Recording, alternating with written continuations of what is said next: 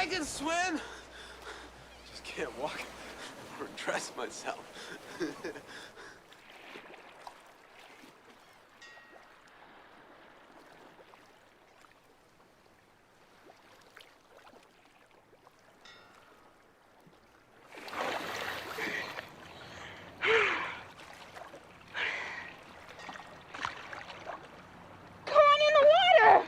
Take it easy. Take it easy.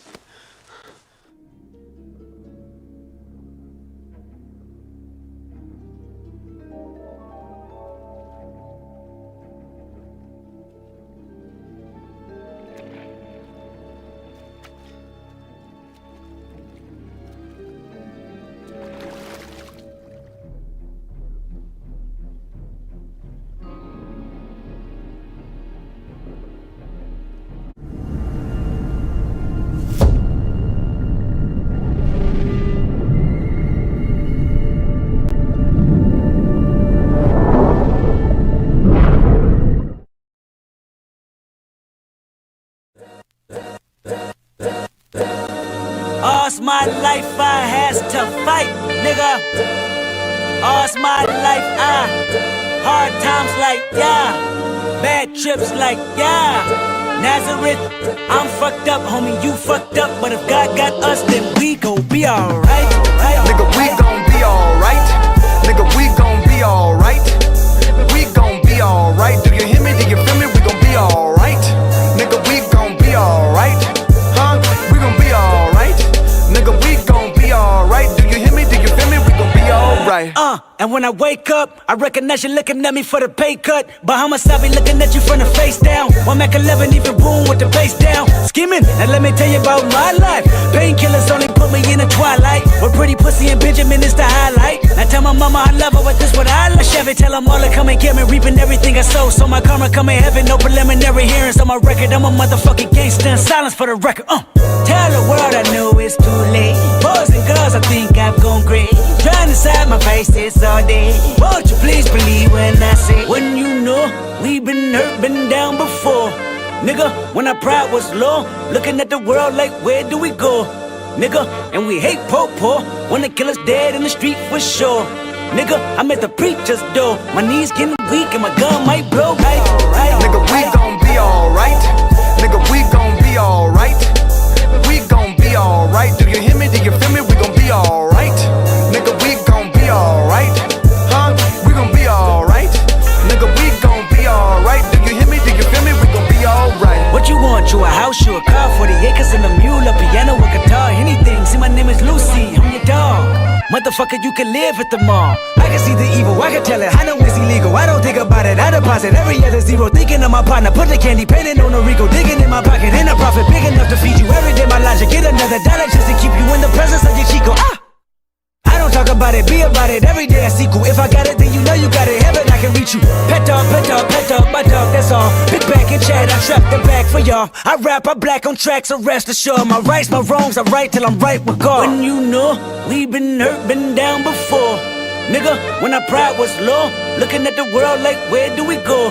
Nigga, and we hate poor, wanna kill us dead in the street for sure.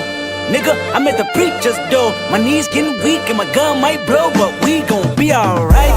Nigga, we gon' be alright. Nigga, we gon' be alright. We gon' be alright. Do you hear me? Do you feel me? We gon' be alright. Nigga, we gon' be alright. Huh? We gon' be alright. Nigga, we gon' be alright. Do you hear me? Do you feel me? We gon' be alright. I keep my head up high, I cross my heart and hold till the night. Love me is complicated, too afraid of my changes. I'm alright in your favor, dark nights.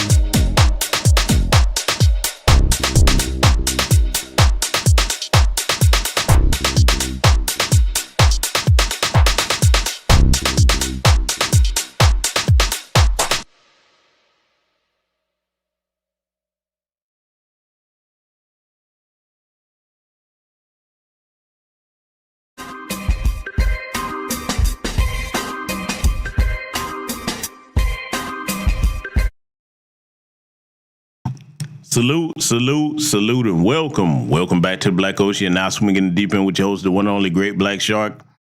Yeah, we gonna have to set the internet on fire over here tonight, family. Oh yeah, yeah. Y'all knew I was gonna have to touch on this because, like, at first I wasn't gonna say anything about it because we got a lot bigger fish to fry. But I was like, you know what? I sat and I started listening to like Cam Newton interview with Dr. Cheyenne Bryant, and I was like, oh no. I'm like, oh no, we're not doing this. And like I've seen some of the reactions, from both sides on it, but you're finna get the whole truth over here tonight. Oh yeah, it's put it like this. What I'm going to have to say is going to shout probably men and women alike that are not familiar with my channel, but those of you that are my day ones, y'all already know what kind of broadcast it's going to be. We calling it straight down the middle on both sides, okay? That's what we finna do. All right, so I'm just letting y'all know we finna clip all the BS over here tonight because, I'm definitely not going to say I'm the only brother with a channel in these spaces that have the balls to say what I'm going to say, but I'm one of the few. And I can do it from an unbiased position, okay? So that's what we're going to get over here tonight because let me tell y'all something, man. And I'm saying this to men and women alike listening to the sound of my voice over here. It is never a good thing to live your life in delusion. I don't care whether you're a man or a woman. That doesn't help you. Strength comes from living your life dealing with the truth, not living vicariously through other people. Not pretending that, something is one way when it's another way, especially when it comes to something that you must take accountability for. And I'm talking about both genders, okay? But see, what we're going to examine here tonight is indicative of a larger problem. And, that's one of the blessings about being a Gen Xer that I saw the beginnings of where this got us there at today, okay? I saw the beginnings of it. We gonna cover a lot of ground here tonight, so just know, we not leaving any stones unturned over here tonight. I'm gonna make some people mad. I already know that. What I always tell you, I'm not in the business of making people friends, or making people comfortable. You're gonna get the truth over here if you don't get nothing else, okay? I don't care whether I have a small channel, a medium-sized channel, or a large channel. I'm gonna always give you the truth 100% over here, okay? I don't care whether subscriber numbers go up, down, whatever, okay? You're going to get the truth over here because that's something that's rare today, you know what I'm saying, in these online spaces and offline, to be honest with you. A lot of people, certain groups of people, shall I say, amongst men and women, just don't want to tell the truth. Everybody's trying to sugarcoat things, so I'm just know it's going to be bitter over here. It's vegetables over here tonight. Ain't no cake, ain't no ice cream, no cookies, no candies, no lollipops. Plate of straight steaming vegetables, okay? Some true vegetables. And it's good for your body. So just letting y'all know where we're going tonight, all right? So with that said, let me slide up and see who I see over here. Make sure I can see everybody. Do let me know if you can hear me loud and clear. If not, we will get that taken care of.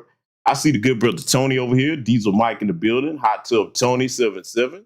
Black Truth United. My good brother Kid Gravity Beyond. What's going on with my brother?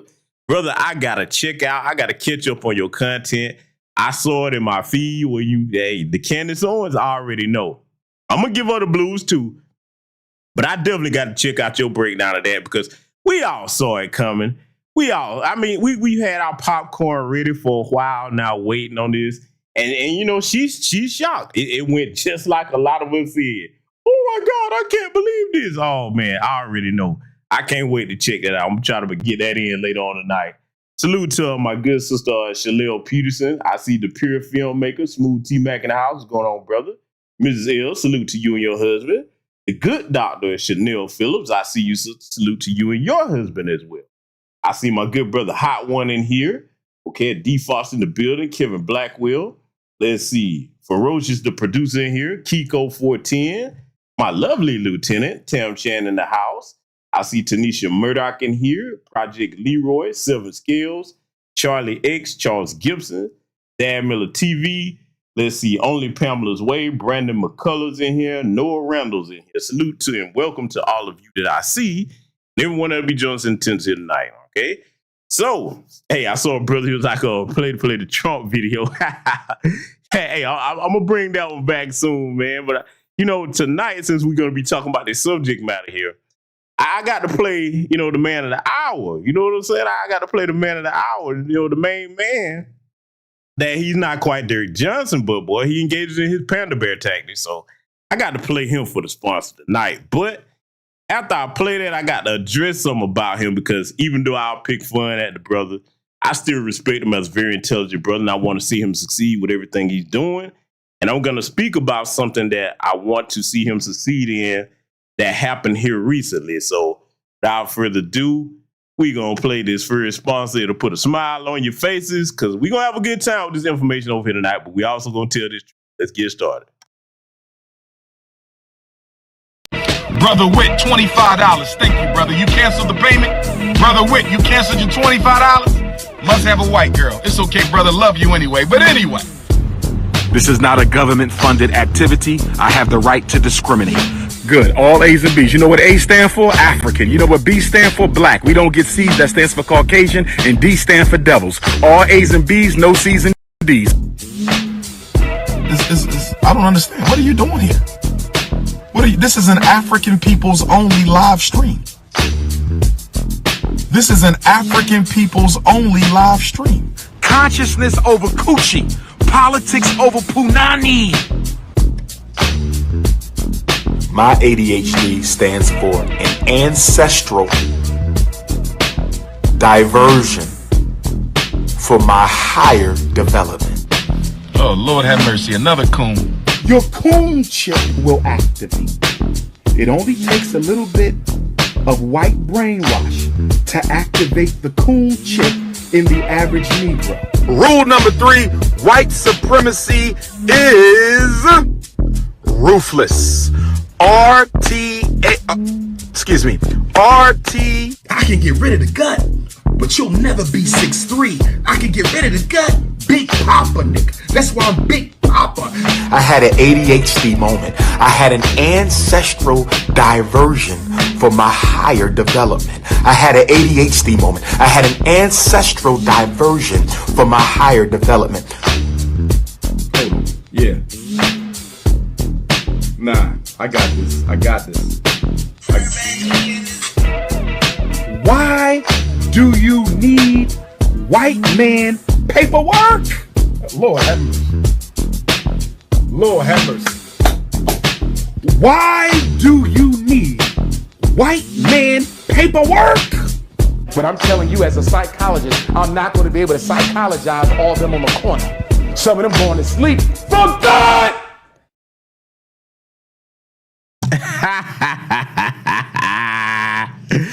Oh, man, bruh. Listen, man, I don't care what you say, man. Dr. Umar Johnson is hilarious. He is hilarious. Very brilliant man, but he's a hilarious man as well. Okay, he is.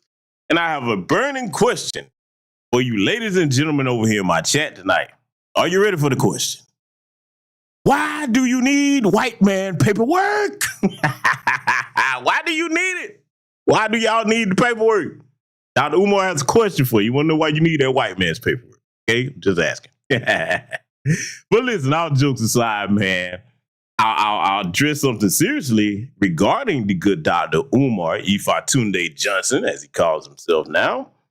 Our intercontinental Ifatunde. You know, he's got, Umar would have been a hell of a professional wrestler. All these titles he give himself, man. But in all seriousness, though, Big Mouth, Democrat, Shillbilly, D.L. Hughley, let me say something, brother.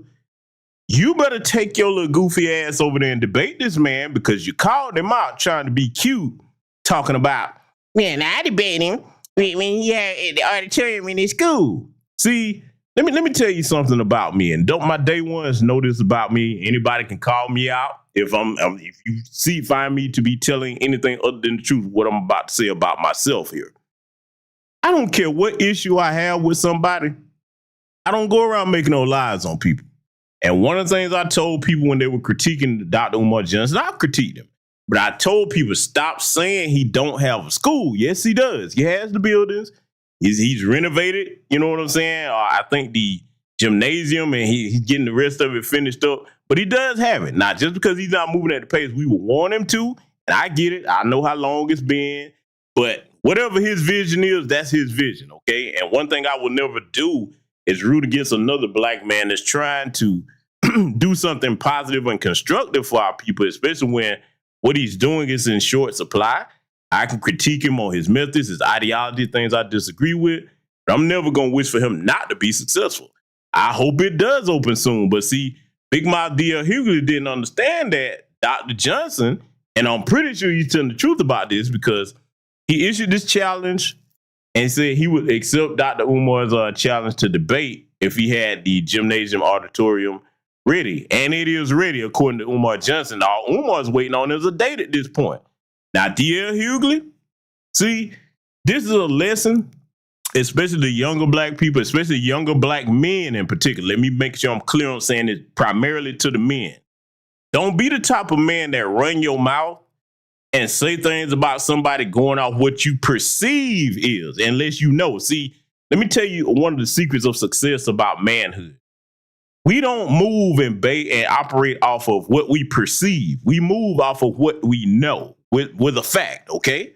We move off what we know. Now, there are males that move off of perception, but you will fall more in line with women because that's what a lot of women do. No disrespect to sisters, we just talking the truth, okay? Amongst men, smart men that are successful, let me say that. We move off what we know. So, DL, when you opened your mouth trying to be cute because you think that this man either don't have a school or he didn't have any work done on it, now you look like a fool because, see, if you don't show up to debate him, that's going to look bad on you. Oh, Mr. whatever fraternity you a part of, okay, you know you run around the little Divine Nine circles. Are you going to step up to the challenge and have an intellectual discourse with this man? Because, see, that's one thing Umar is well equipped for. Let me tell you something. If you're going to debate the man, you better have your facts in order, all right? You better have your facts in order. That man is not stupid by far. I don't care how much I disagree with certain things he say. He is not a dumb man. Let me tell you something. What's going to make it even more embarrassing? And see, this is what I like about how Umar did this. I give props where props is due. When you are a master of any given skill set as a man or woman, but we talk about men here.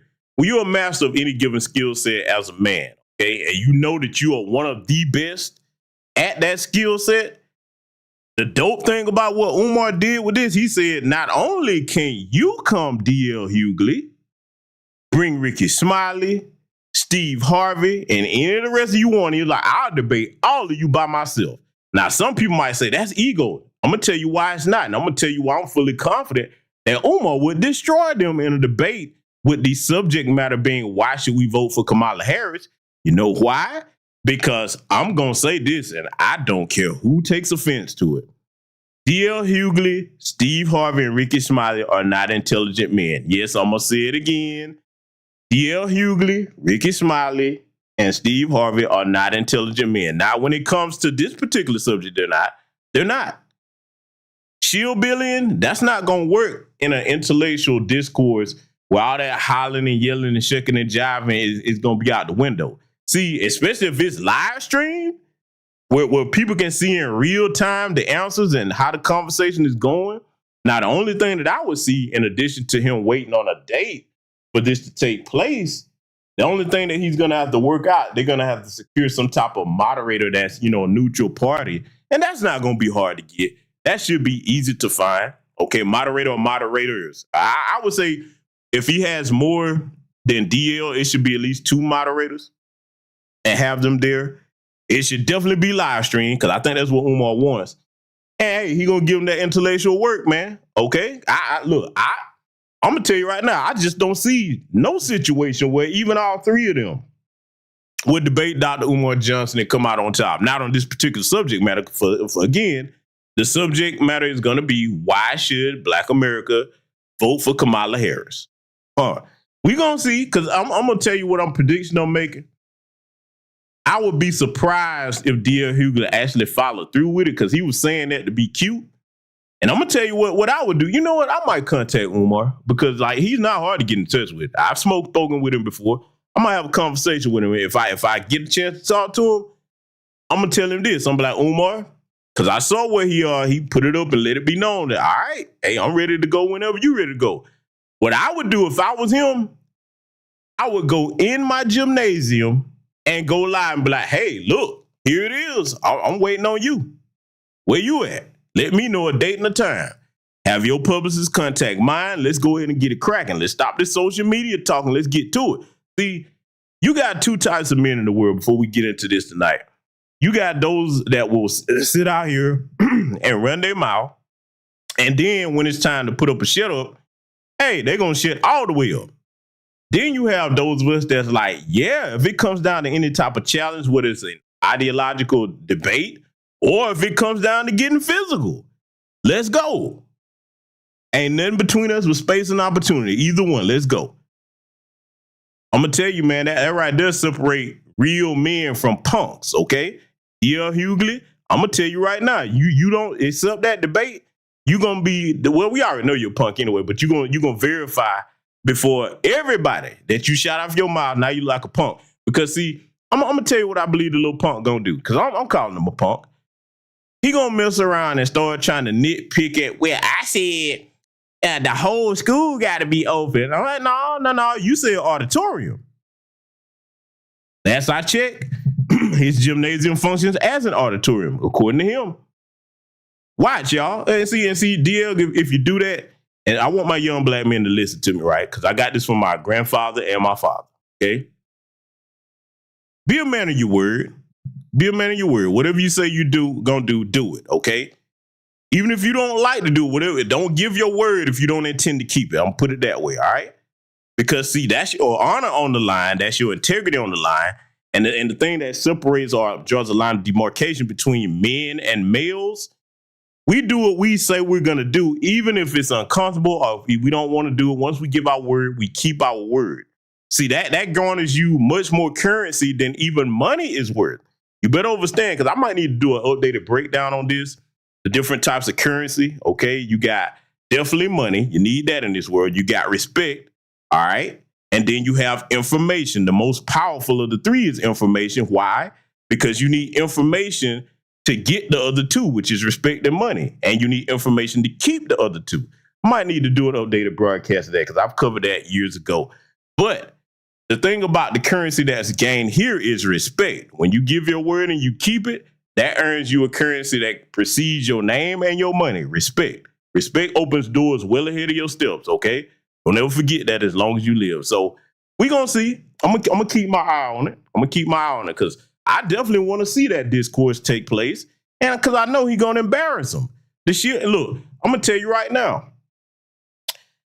The reason why they're probably going to drag ass with accepting that man's debate because they're not their own men. See, when you're a shield Billy, you got a master that calls you, hey, wait a minute, don't you do nothing without my approval. They know if them Democrat paymasters out there, like, don't you debate that, man. You see, Commandment is already struggling all over the place. She's struggling, even with Tim Harris by her side like a little babysitter. And what does that say? Oh, y'all know I'm going to get on that next. Next broadcast, we going in on Commandment. We going in on her. What does that say if you the president of the United States or want to be? And you can't do interviews by yourself without your vice president? It would be one thing if, when Commandment did the interview, if Trump and Vance were there, and then she's like, okay, well, you can bring your vice president. I'm gonna bring my vice presidential candidate. That would be different. I wouldn't have an issue with that. But you got to have something, because see, let me just be blunt. They know that woman is stupid. I don't care who don't like me saying that. She's stupid. She is. I'm not gonna sit here and sugarcoat that. That woman is dumb. She is not fit to be president of a damn sandbox. Okay? That's why they had to send Tim Walz out. Don't worry, I'm gonna say that because I'm gonna cook on that. But see, in other business,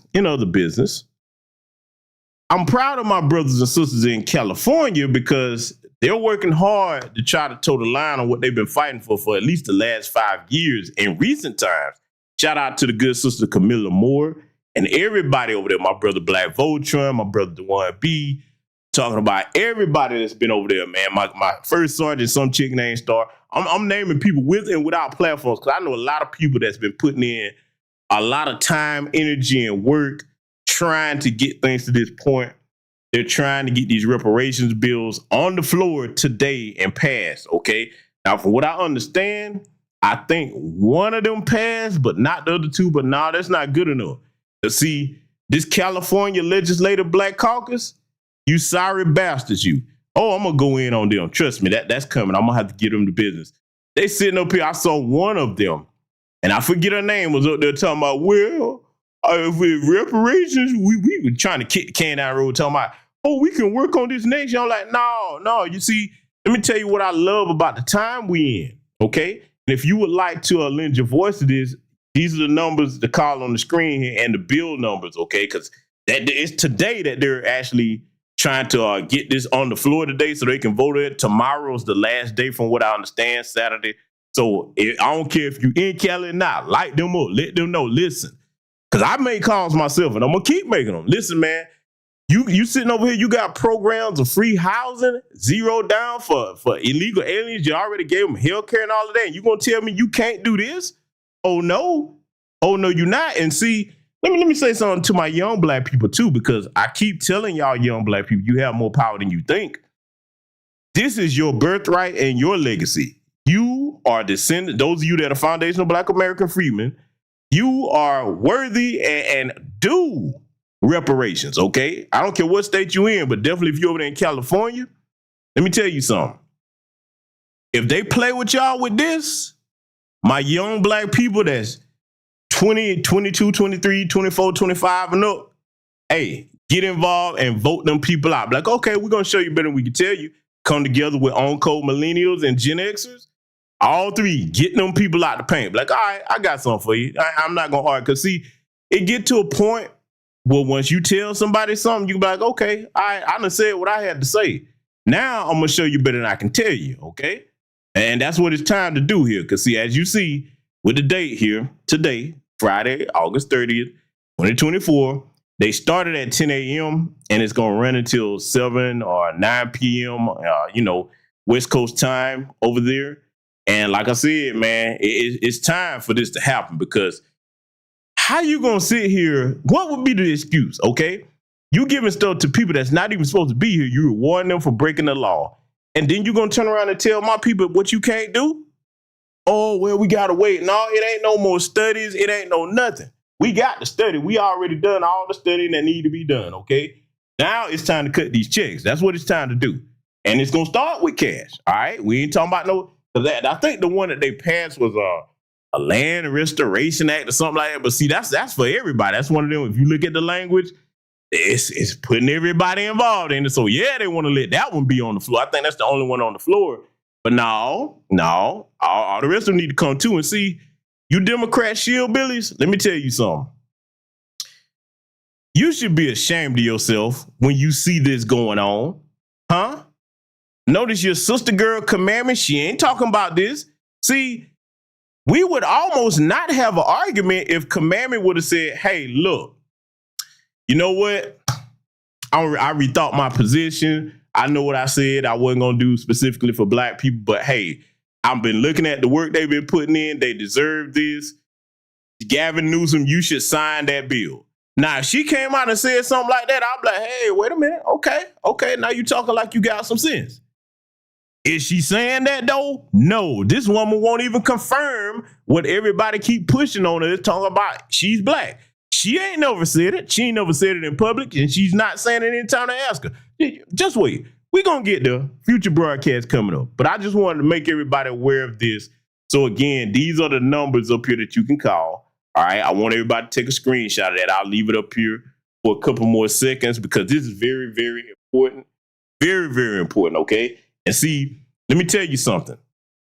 The one thing that I love about Gen X, millennials, and Gen Z, we not that generation that's going to sit around and be like, well, that's over there in California. Ain't got nothing to do with me. Let me tell you something, man.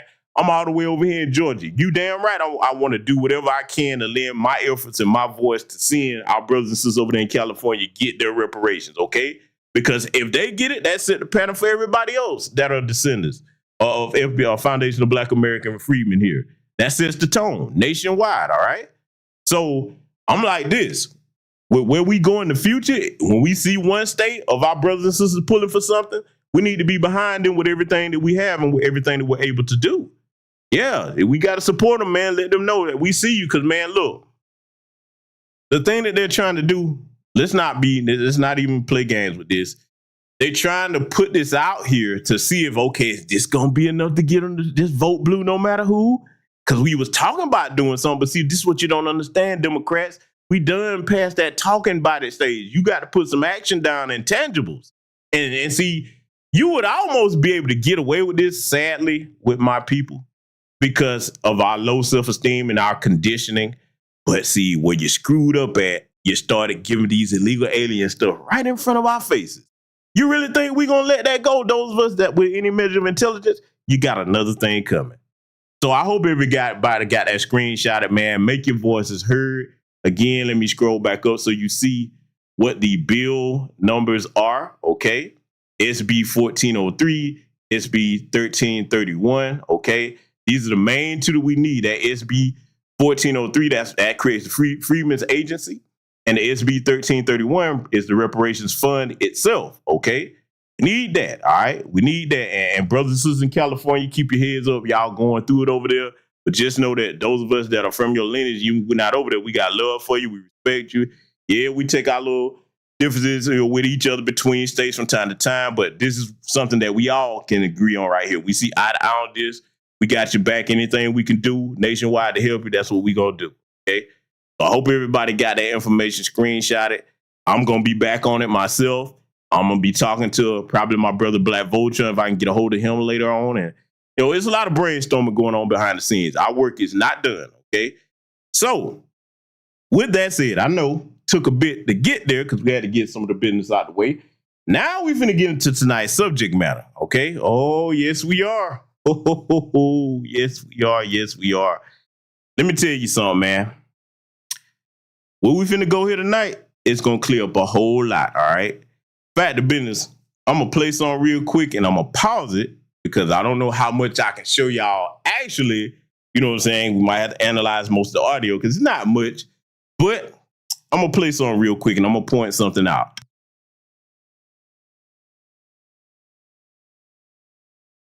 All right, so now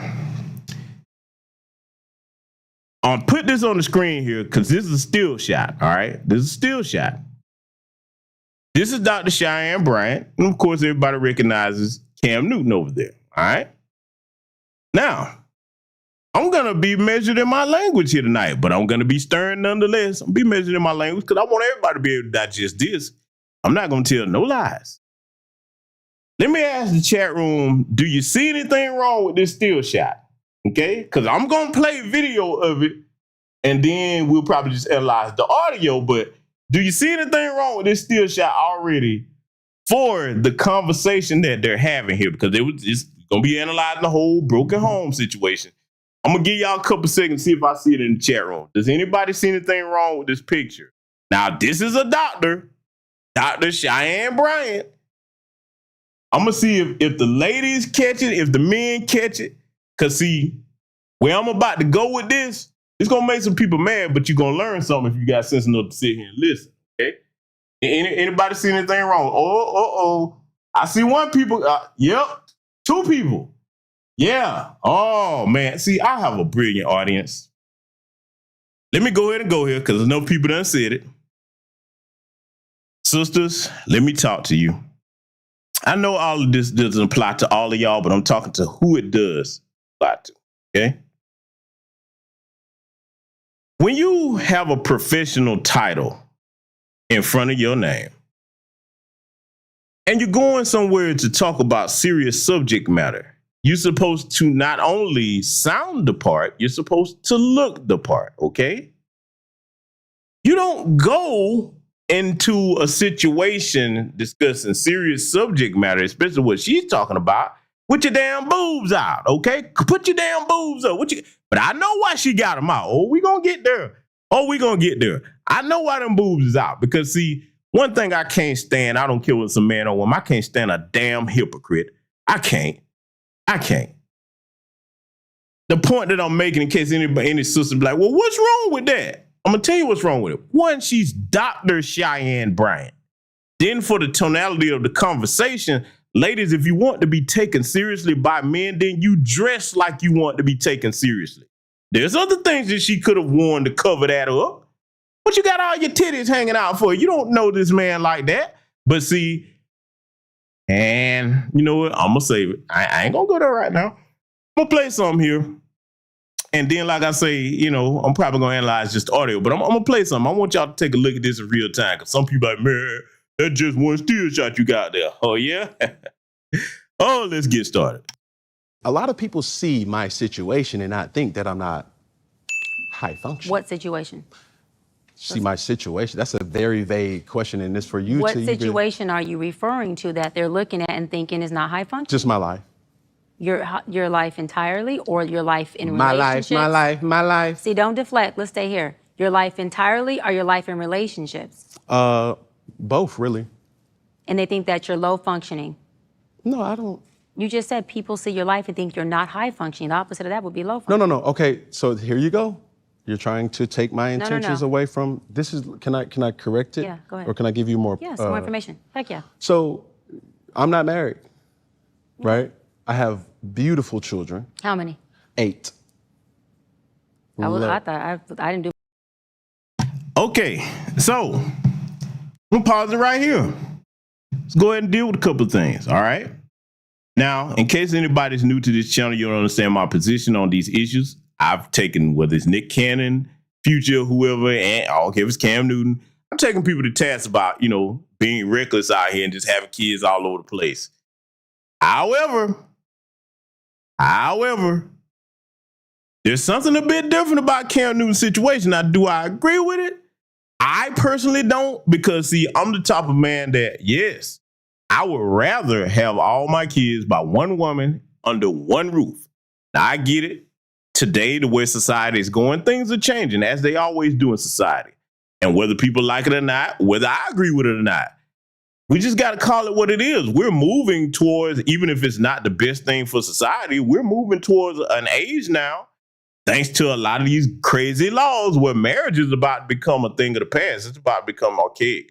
Because I'm going to say it right now, as long as these laws are set up here where somebody can come into a marriage, decide they're just not happy anymore, and I don't care whether it's men or women, okay? But we see who the numbers are that's doing it, and it's mostly women running out these marriages. So we're going to get there.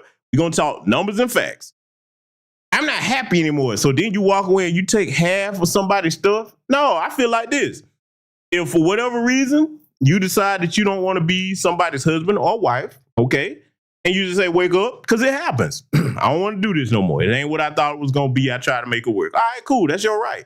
I don't want nobody to be forced to be what they don't want to be. You shouldn't be allowed to take half nobody's stuff, though. Not unless it's a situation where somebody beating on you, they got a drug habit, criminality or something like that.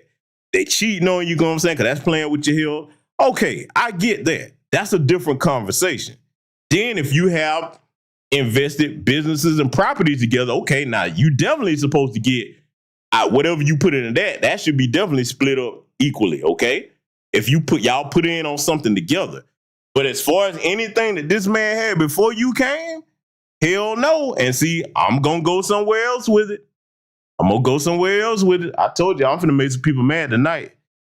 If the man is so bad, if you just got to leave, you can't stand him, you're not happy anymore, I would respect it if the women that did that said, okay, especially for these men of notoriety and wealth like Cam Newton, I would respect it if you said, yeah, I'm done with you. I don't want nothing else to do with you, not even your last name.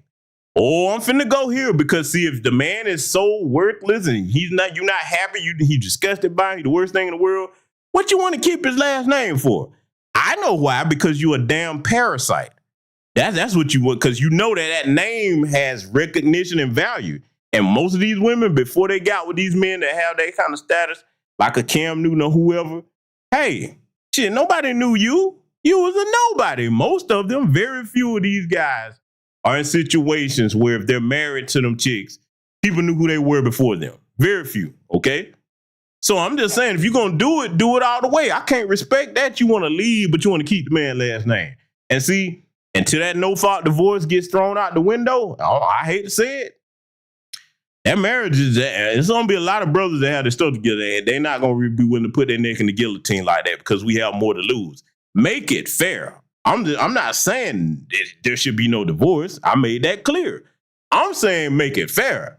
Make it fair, man. No, you shouldn't be just taking half somebody's stuff, especially if the dude didn't do anything wrong. And then here's the real insult to injury. Think about the brothers that did do everything right, and we're going to get to one of them situations here later on tonight. Think about the brother that did do everything right, and they got cheated on, and then she still get to walk away and take half your stuff. Man, let me tell y'all something, man. Women of all age ranges, you better listen to me when I talk, because look, it's a lot of men in here that will verify what I'm saying. My chat room is free and open. The men in here will be like, nah, brother, you full of shit if I am. Brothers, what I'm about to say next, you let these women in here listening, whether they're in live or recorded, know if I'm telling the truth or not. When it comes to that situation like that, and you keep seeing whether it's men of high wealth status, middle class men, or the average brother get taken to the cleaners like that because somebody's not happy. No legitimate reason now. I'm not talking about anything with somebody hurting somebody, cheating, okay, criminality, none of that. I'm not talking about just I'm not happy no more. Okay, cool, you got it right, because nobody can tell you how you feel. But after you keep doing that, let me tell you something, ladies, you better understand what a man's natural position in this world is. We're problem solvers. Now, why am I going there? One of the things about being a problem solver is you have to adapt to things, okay? You better listen to what I'm telling you. Brothers, correct me if you disagree with anything I'm about to say here. Because nobody will say this the way I'm saying. A lot of people just get into a rage and just go on a tirade, calling women a bunch of names. That doesn't solve anything. I like to be an effective communicator. Once men keep recognizing patterns, because that's something you have to be able to do to solve problems. Men are thinkers. We're based in the realm of logic, not primarily emotion. We have emotions, but that's not what leads successful men, okay? After we see something over and over and recognize a pattern, we go, wait a minute. Whoa. Hey, if I keep going down this way, the last few cars that went down this way, the bridge was out and they fell. I don't want to fall off the bridge. I'm not going there. I'm going to pick another route. I'm telling you, that's what men are saying. Men that's worth a damn and got something to lose and got some kind of common sense are like, nope, not going to take that chance. And look, the only way they're taking that chance is if they thoroughly vet that woman. And let me say something to my young men. I don't care if I offend any women. Listen to this tonight. Brother, I'm not telling you not to get married. Because one of the things I advocate for is forming healthy, keyword, healthy black families. A husband, wife, children, okay, under one roof. That's what we should shoot for. However, let me tell you, young brother, something, man. You take your time. That engagement should be between 1 to 3 years. No longer than 3 now. I ain't saying don't be one of you people married, engaged 5 and 8 years now. 1 to 3 years. Why am I saying that? Because that's going to give you time to see if that woman that you pick really is who she says she is. Now, I'm not saying that she couldn't switch up and change, but at least that would give you, both of you actually, a reasonable window to say, okay, yeah, we feeling each other. Things are going good. We making plans. Let's just see if we really compatible on that level. Okay? You take your time and you slow roll that thing for 1 to 3, then let them know, hey, look, we can make it through this 2-3 year engagement or what have you. All right, hey, next step, let's go ahead and walk down this aisle, see what we can do.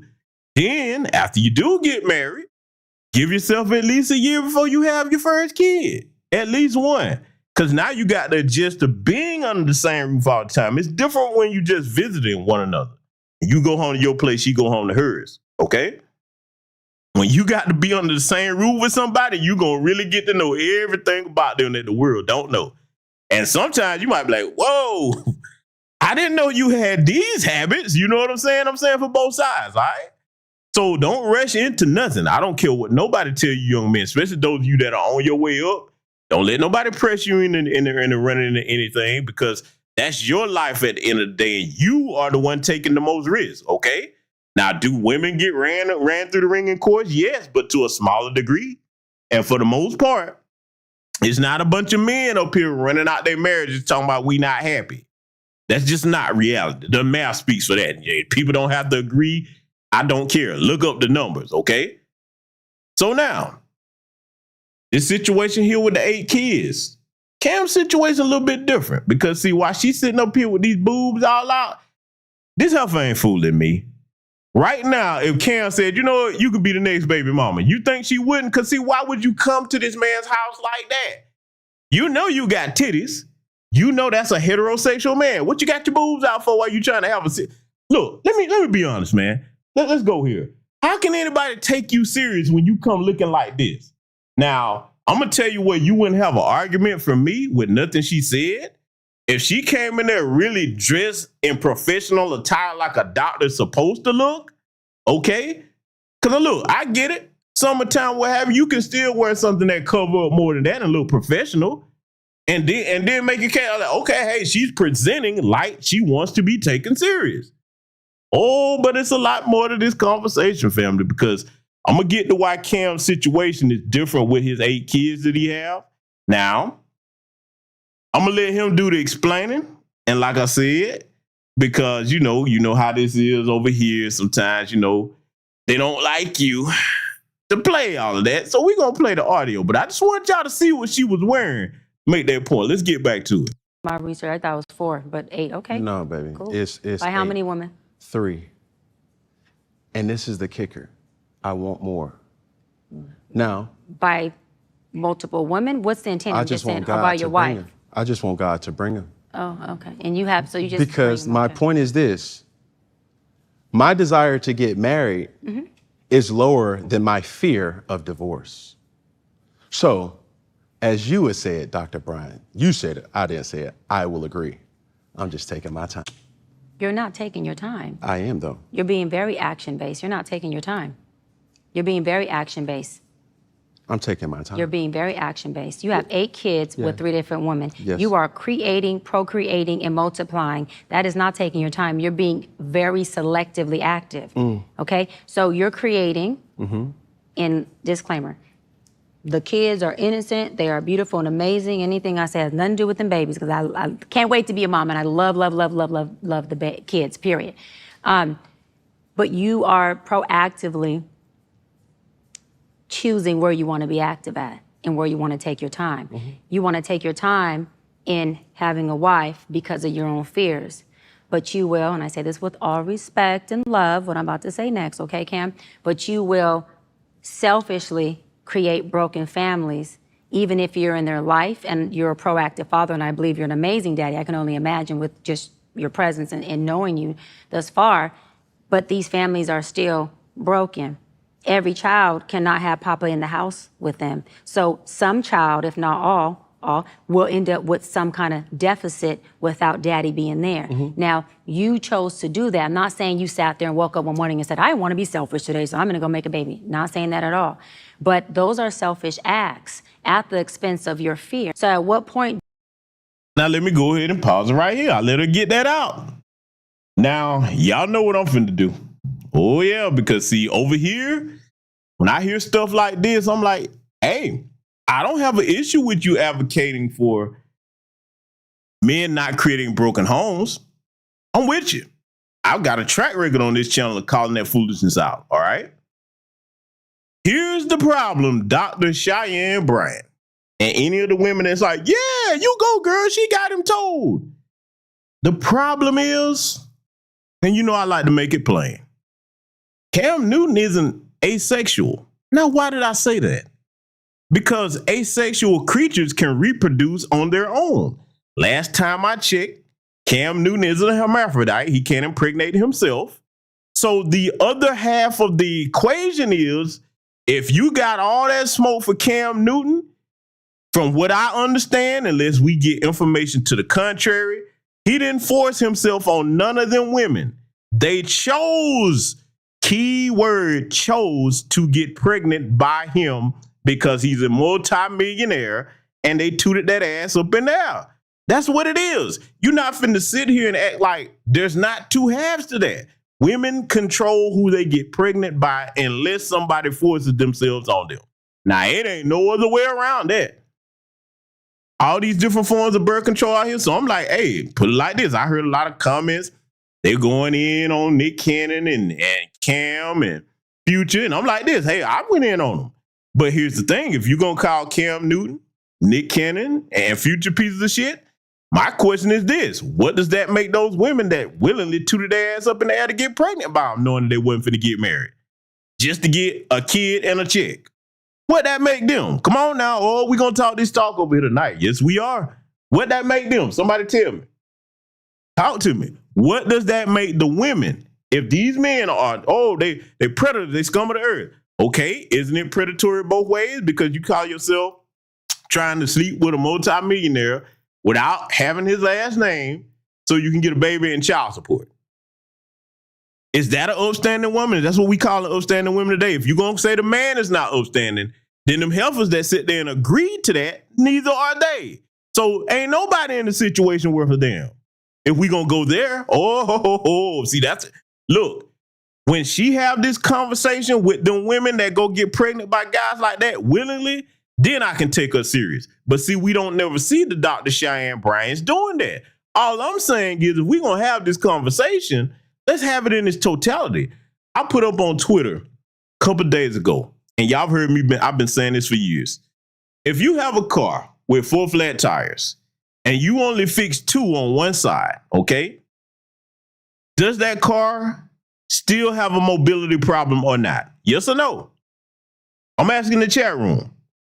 You got a car that's got 4 flat tires and you only fix 2 of the tires on that car.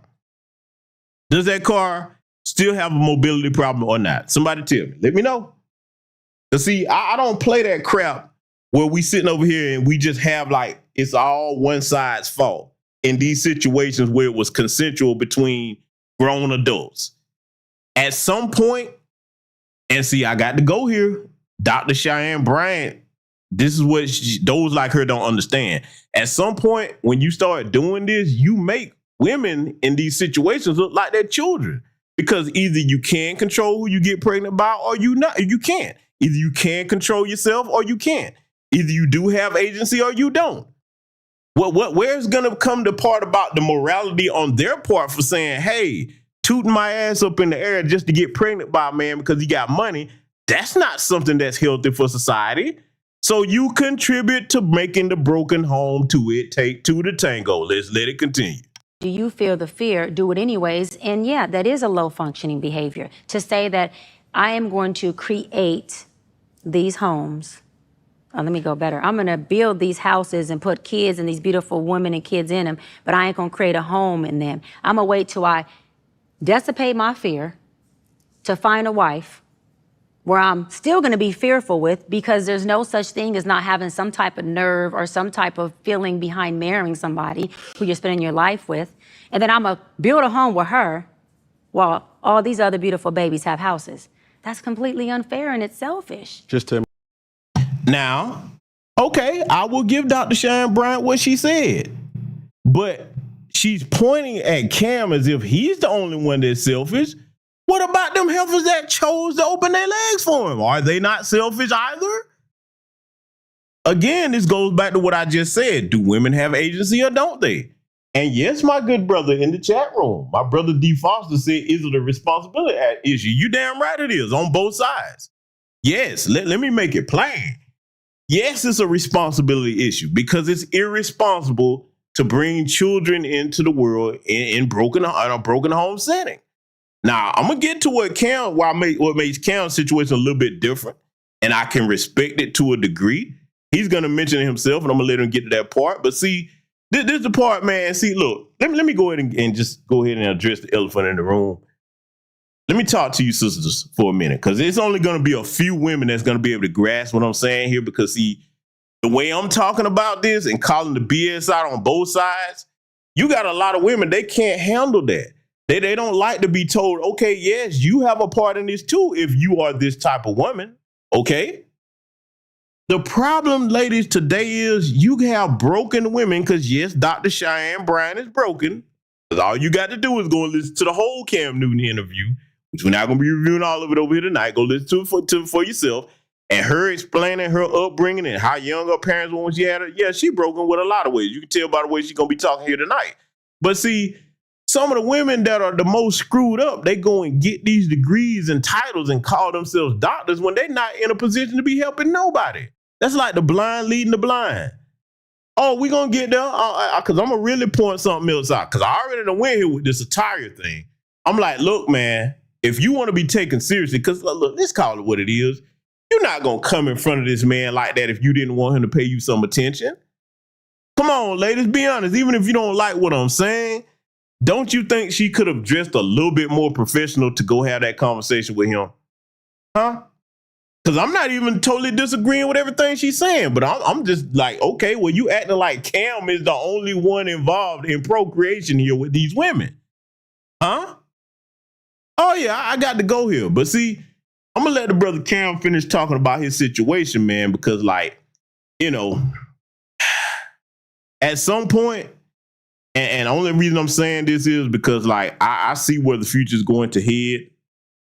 It's going to have to be some hard lessons learned about a lot of these women out here that's selfish, like she's not pointing out, where they just decide, oh, I want a baby because, yes, you want a biological clock. We already understand how biology works. You only have a certain window to have kids, okay? But that means that instead of playing around in your 20s, oh, I'm going here, instead of playing around in your 20s and having all the fun in the world, you should, by the time, look, let me say this.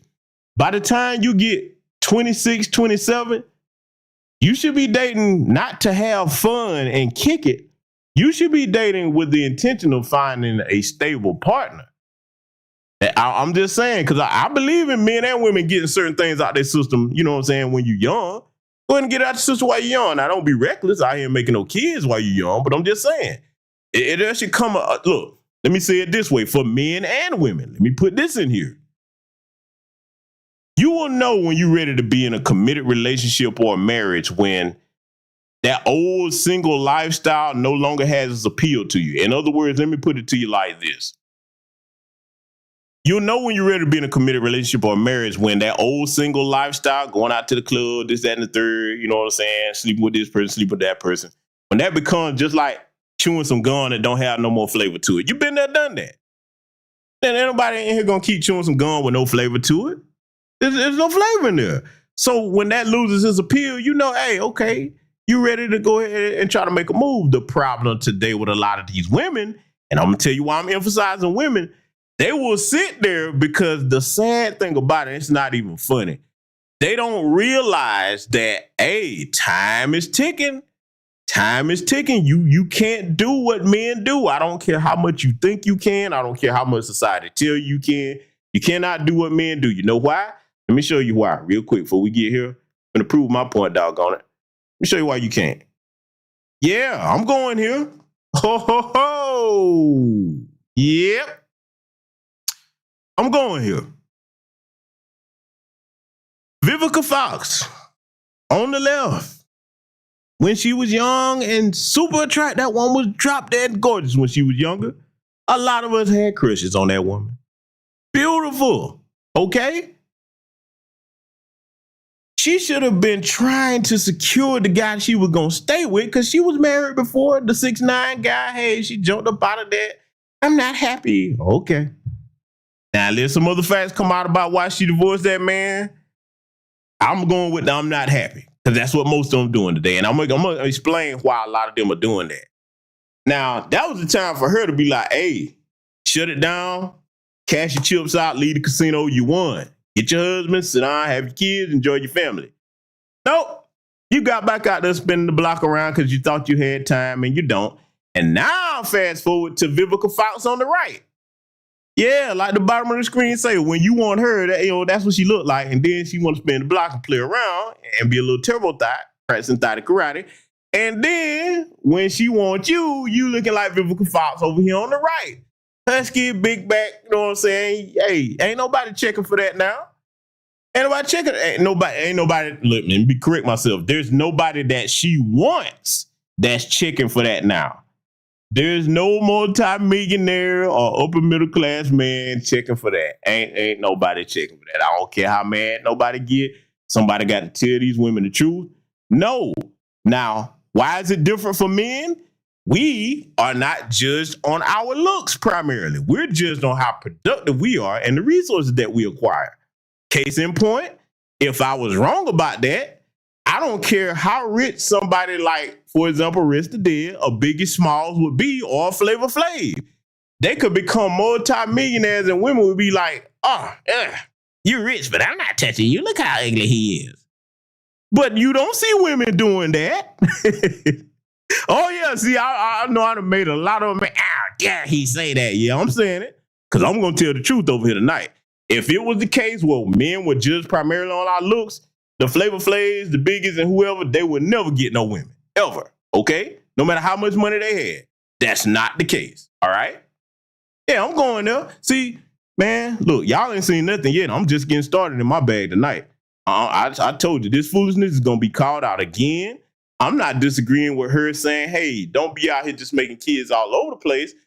But Dr. Cheyenne Bryant, the other part of fixing that conversation, like I gave the analogy about a car with 4 flat tires, you can't just go talking to the men, because if you do that, this is what the sister don't realize. When you just talk to the men, you make it seem like women are incapable of controlling themselves. You need to go talk to the women just like you talking to Cam. Now, when she start doing that, hey, then I can take her serious. Let's let it continue. When I can solve. Yeah, almost. That's completely unfair and that's selfish. And so, yes, you're taking your time in this department, but you're not taking your time in this department, which means you're compartmentalizing.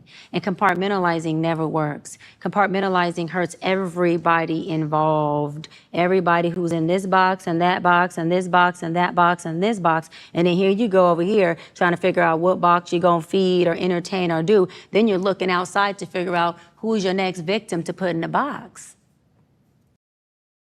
I don't like that. I'm going to tell you why I don't like that, because see, it goes with what I just said here. She used language talking about he's looking for a next victim to put in a box. Unless somebody can prove me wrong, and look, do it right here in my chat room. Let me know.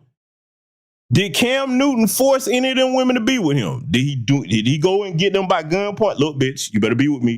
Did he do that to anybody? Does he have a history of taking women against their will, or is it something I missed? Okay, because see, when you use the term, and see, that's another thing too. Let me talk to my young black men. I'm gonna give you some advice, and you can take it or leave it, but I'm telling you something that'll go well with you for the rest of your life. Don't deal with women that misuse words. Words have actual meanings. When you start saying victim, that's a specific word that has a specific meaning. There's no victims in that situation if the women willingly chose to open their legs for this man with no condom or birth control and have his baby. Where's a victim? Who the victim in that situation? That's 2 consenting adults. What are we doing? That's insanity. But see, because she has doctor behind her name, and I done seen a lot of these heifers, whoo, she told him. No, she really didn't. Because look, if you're going to be a doctor, let's just look at the root word, doctor. When you think of the word doctor, you think of healing, right? If a doctor is going to treat an illness in good faith, okay, you don't treat a bit of it here, a bit of it there. You seek to treat the whole illness. Huh? So if the illness is broken homes, again, there's 2 people involved in this, the men and the women, not just the man. Let's let it continue. It's unhealthy. And it's a huge dysfunction within our Black community that I truly believe personally, statistically, mental health-wise, and community-wise, that Black men would stop. Black men will what? Stop doing that, that they would stop that dysfunctional behavior. See, let me talk to you ladies, because I'm saying this out of love. I'm not saying this out of vitriol. I'm saying this out of love because I want women. See, let me say why I'm saying it this way. There's a lot of men that think that when you're talking to sisters that they ain't gonna listen no matter how you put it. That's not true. That's not true. They see things differently than us. Yes, they're women. Okay, they see things differently. There's nothing wrong with that because we're different genders, okay? We don't see the world the same way. We don't process information the same way. One thing that I'm a master of is being able to talk to a sister that's got some sense, that'll actually listen with respect and say, look, let me point out something and give you some food for thought. Ladies, you got to understand something. When there's a woman professing to be a doctor, and she's not talking about the other half of the problem, which are the women talking about, and men will stop. Okay, if you want the men to stop, baby, why don't you go tell the women, hey, you need to stop this too. It's not just the men that need to stop. See, think about it. Again, it goes back to that analogy I said, a car with 4 flat tires. You only fix 2, the car still has a mobility issue. You talking about, because see, like, again, this goes with what I'm saying. If you just saying men will stop, the men should stop. So are you really, because like she don't understand the way she's making it look. It's like you saying the women are not able to control themselves. That's what you basically sound like you saying. Come on now, tell me if I'm reaching with that. Because if it's only up to the man to be responsible, then are you making the argument that women are incapable of being responsible enough with their bodies to not just get pregnant all over the place?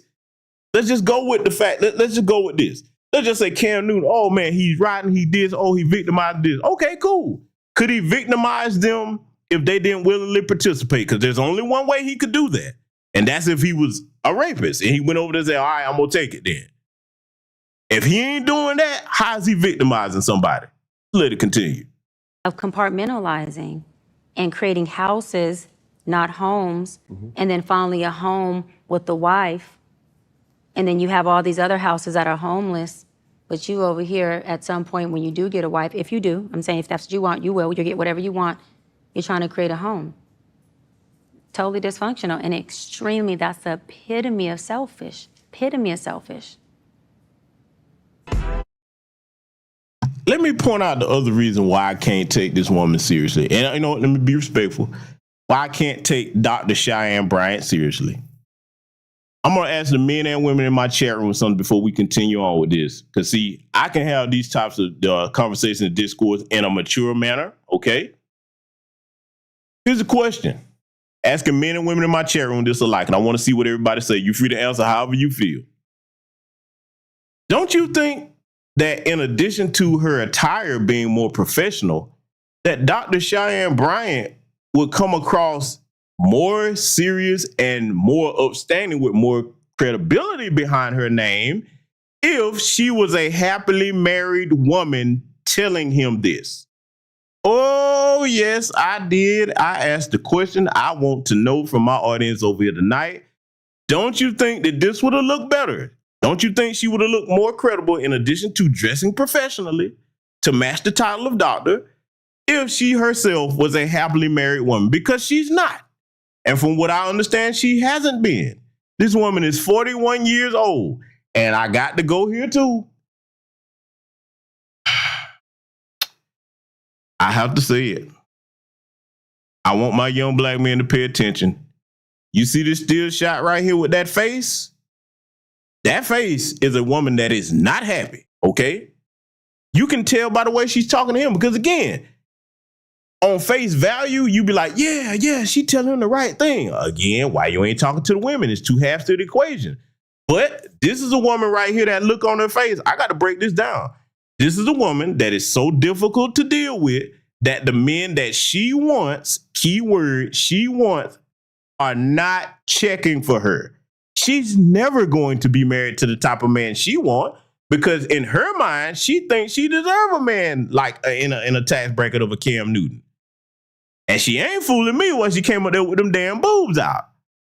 Because why would you do that? That's a bad look. You're supposed to be representing for the sisters, right? Represent all the way. See, that's what I'm saying, man. If you're going to put that mantle on your shoulders, man, I'm representing for the sisters. You did a bad disservice there with that choice of outfit. Plus, you're not married and you call yourself lecturing him. How are you going to tell him about something that you have yet to do successfully? And you don't have any children. Man, y'all don't hear me. Let's let it continue.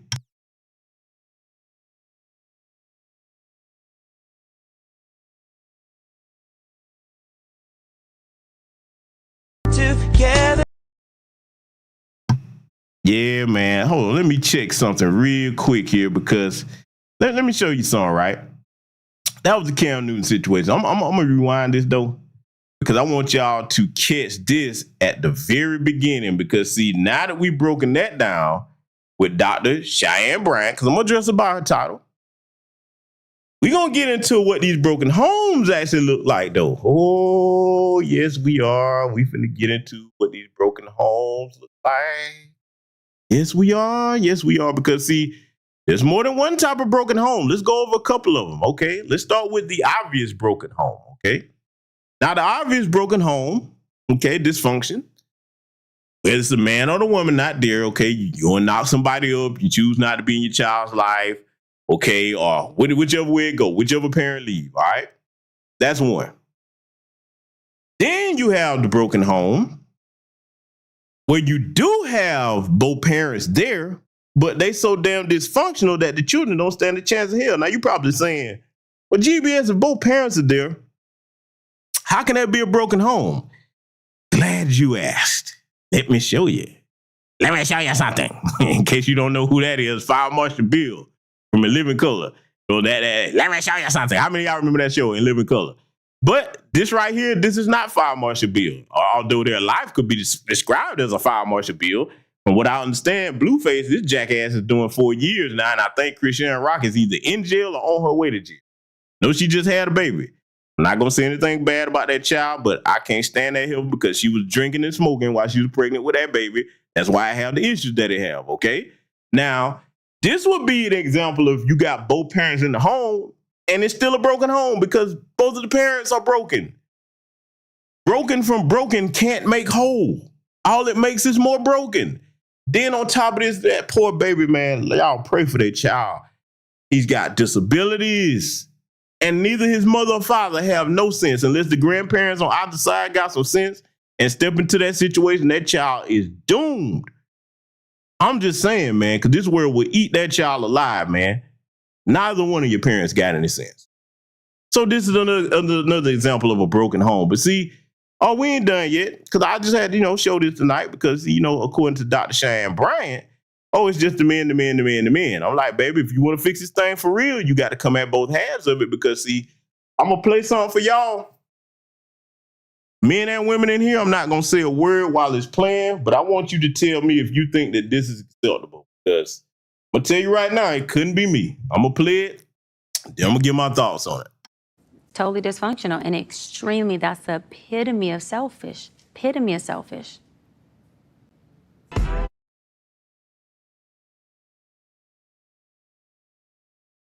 All right, so now, play that ending part there. And before I forget, the reason why, y'all can go and watch the entire Cam Newton interview on his channel. He still has it up.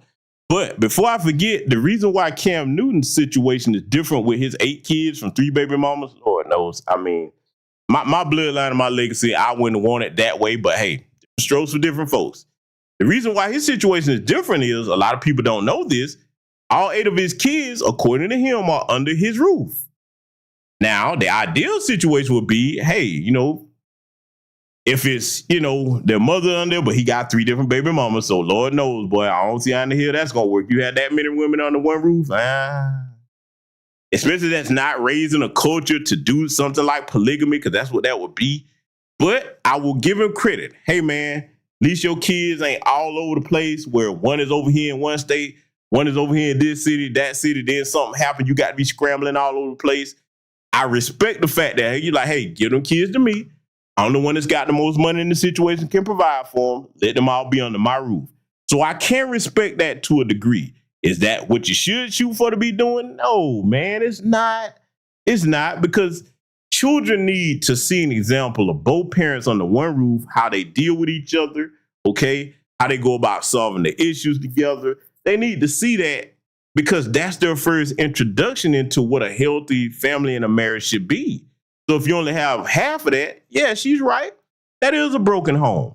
However, you got to address the other half of the problem because, see, here's another broken home situation. Oh, yeah, y'all recognize this. Oh, see, y'all know the only way I talk about celebrities over here if I'm finna give them the blues and teach a lesson with their foolish behavior. And so you got Bow Wow up here. Baby daddy number 1. All right. You got Future. Baby daddy number 2. And then you got this NFL player down here, Trayvon Diggs, baby daddy number 3. Now, this is Joey Clavers, whatever her name is, Shavers. This is a broken home, too. Dr. Cheyenne Bryant, where you at, baby? Where you at? Dr. Cheyenne Bryant, paging Dr. Cheyenne Bryant. We need you at the front of the class, Dr. Cheyenne Bryant. We need you. I need you to go have a sit down with Chevis here and talk to her about these broken homes. I need you to do that now because, see, running around talking about the men, where you at talking to the women that's doing this? Now, I have a question. Is this not creating broken homes too?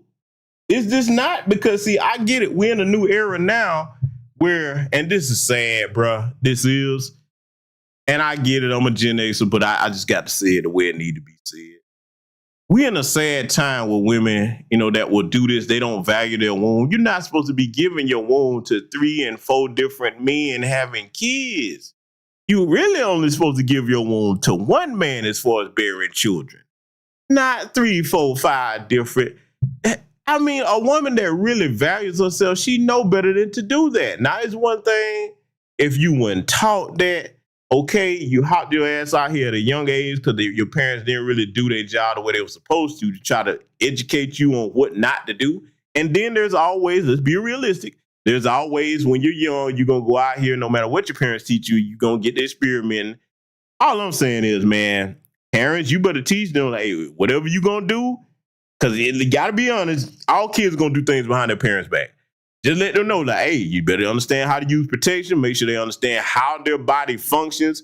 Make sure they're not, whether they're men or women, young boys or girls, okay? Make sure these young boys and girls are not under the impression that, hey, your first time doing something, you can't get pregnant. Because believe it or not, a lot of these women that start out this way, they bought that kind of lie because they did not understand the biological function of their bodies. Let me tell you one of the blessings about my upbringing. I learned about all this stuff, man, when I was 7, 8, to the point that my parents were like, how you know about all that? You know why? Because these old things called libraries back in the day. See, back in my day, Sonny, before the internet. I got jokes, but back in my day, look, I was always an inquisitive child. And then in my home, there was always encyclopedias, dictionaries. So I had a thirst for learning.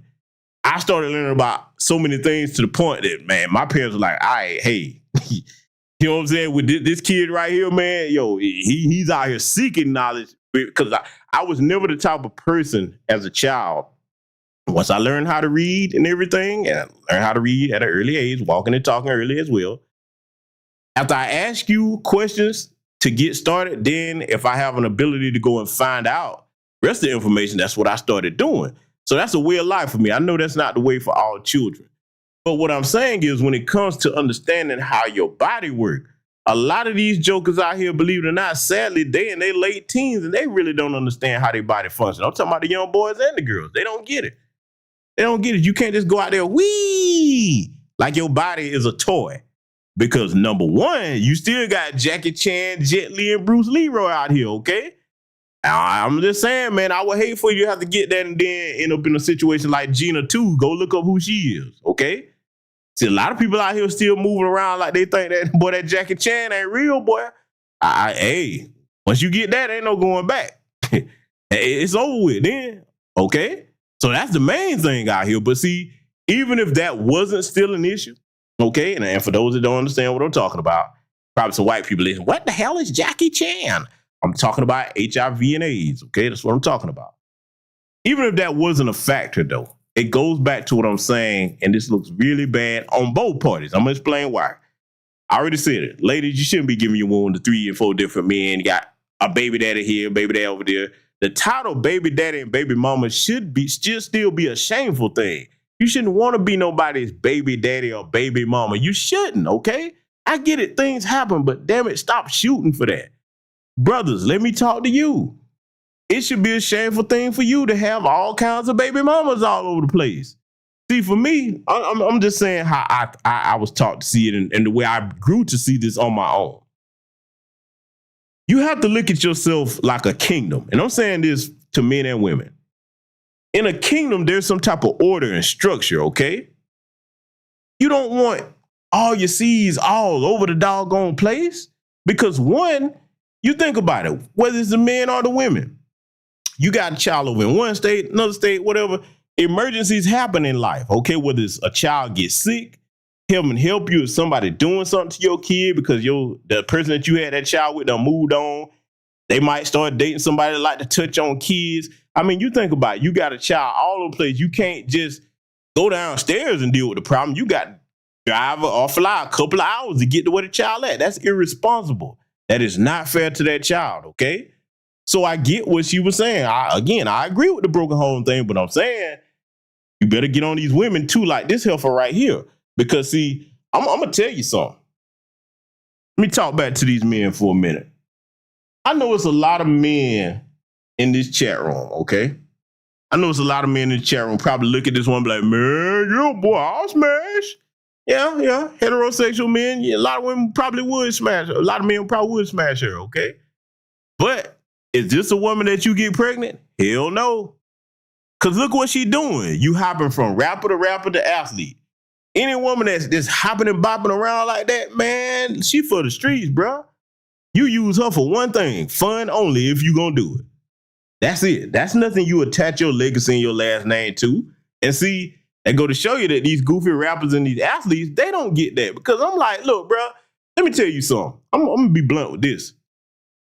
The Trayvon Diggs dude, if I was him and I already see you got, first of all, I can't really bow out little goofy self. A lot of things you can say he done did. But after I see you got a baby by Future, man, look, it probably wouldn't even get to me rolling in the sack with her because I'll be laughing it off. Like, you let this Negro in your womb? I'm like, no, baby. No, you do not qualify to be nowhere near me in public. You the chick. See, let me see. The average dude ain't gonna understand what I'm about to say next. This chick right here, y'all gonna be like, man, you tripping. Nah. This chick right here is the one that you creep over her house at 2, 3 in the morning because you don't want nobody to see you with her, just like the fat chick, okay? Yeah, I'm putting her in the same category with the buffet masters. You damn right. Hey, listen, don't you speak to me in public because I'm ashamed of you. Nah, me, I wouldn't even deal with that at all. But I'm just saying, if you gonna do that, hey, bro, you the tip through chick. Nope. Because you Future, that's all you need to know right there. That goofball, you had a whole baby by this fool. You see how many kids he already got. And him, I'm like, nah, man, Because, I mean, to be honest with you, somebody like me, if she was interested in me, hey, man, if you don't move around, dog, watch out, bro. Where your friend that ain't knocked up by some goofy rapper at? Go get her. Let's see what she look like. How about that? Yeah, I'm going there. Nah, but see, this is a broken home, too. So, Dr. Shane Brown, I need you to come on running to the front of the class and deal with this. We got something else we got to play, though. We ain't done yet. Family, let me show you something. Let me take this banner down. I want to know what y'all think about this. Oh, brothers, you're going to love this one if you hadn't seen it yet. Oh, this is a doozy right here. I'm going to play this, man. I want y'all, how many of y'all to tell me if you would still go through with this after the fiance that you had did this to you on your wedding day. Let me play this. Together. Well. We finally made it to the day. The day when I give up all my dreams on Chris Brown.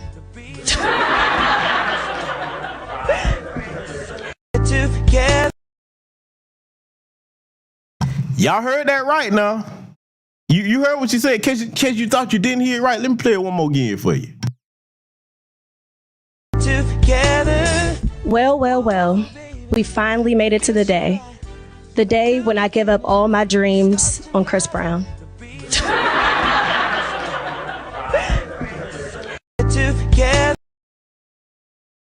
Yeah, that's where we at now, fellas.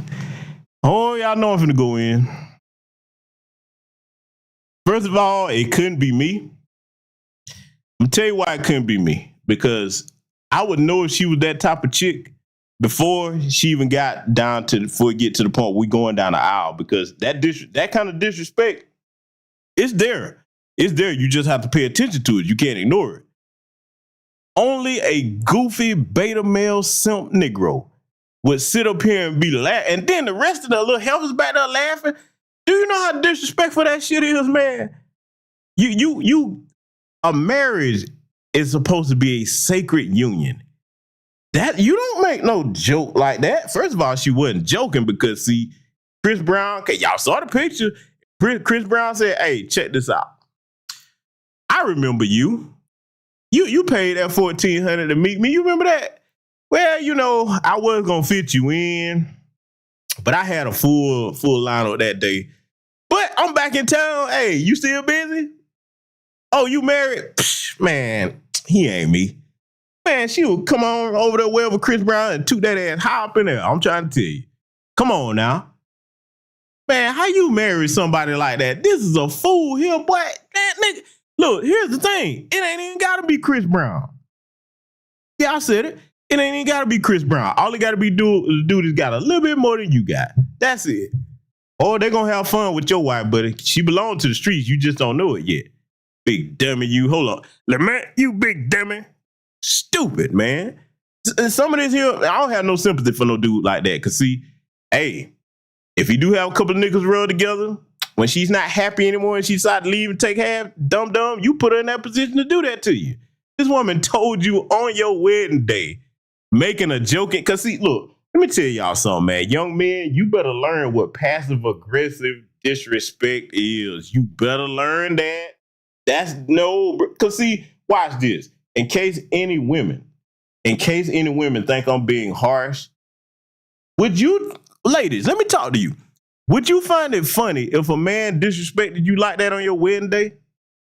You sitting up there in your wedding dress, you done told out your friends and family to come, and then your groom, husband-to-be, made a joke where, you know, gave up all my hopes and dreams on, you know, Beyonce, you know, so I just decided to go ahead and do this with you. Would y'all be laughing at that? Boy, I can tell right now some of the women that's listening to that y'all probably mad enough to cook an egg on top of y'all head, bro. I already know it, bro. Yeah, I know ain't nowhere in the hell y'all be laughing at nothing like that. Not if you got any sense, you wouldn't. Okay? Yeah, but see, Dr. Chanel Bryant, she ain't gonna talk to no woman like that. Oh, no, can't do that. You got to go after the men. Oh, well, okay. See, this is what I wonder. While we talking about these broken homes, oh, yeah, I got a question. Dr. Chanel Bryant, yeah. Does this count as a broken home too? Judge Mathis' little strong-faced wife files for divorce. Now, this woman is well in her 60s. They was married for 39 years from what I understand. 39, 40, something like that. Now, let me be fair and let some information come out where Judge Mathis was beating on this woman, cheating on her, got a drug habit. He was a secret criminal mob boss or something. Hey, we don't know. Maybe some information come out. But if the information was just, because what I'm seeing is irreconcilable differences. Basically, I'm not happy. Man, I'm finna be cruel about this. Let me address why a lot of these women are hopping out their marriages today. Because I'm gonna be blunt with this. A lot of guys don't say it like I'm about to say it. What's going on is you're looking at women. I'm not going to call all of them thoughts, but a lot of them feel like, damn, I wish we had Instagram and cell phones and social media back when I was in my prime. I'm missing out on these streets. Let me get back out here and be happy. And then you're going to be like, whichever one was it, Tia Mowry, whichever one divorced her husband, Vivica Fox, I'm ready for love. No. Well, let me tell you something. You hop out your marriage to a good man, that's it. God not going to send you another one of his children to mistreat. I say the same thing to the dudes. But again, it's not the men that's leaving our marriages because we not happy.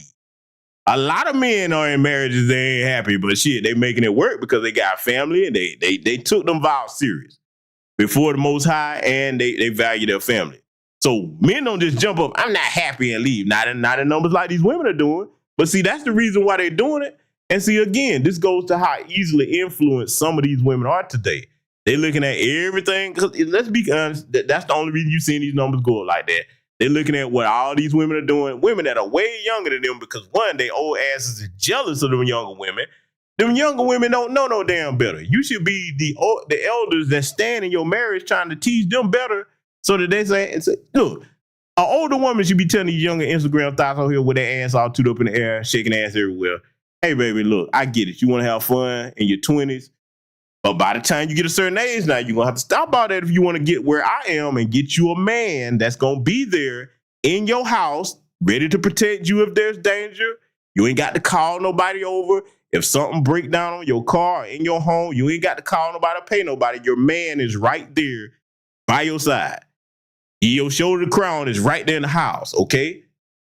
You ain't got to be up under 4, 5, 6, 7, 8 different men to get things that you need. Getting one from this one.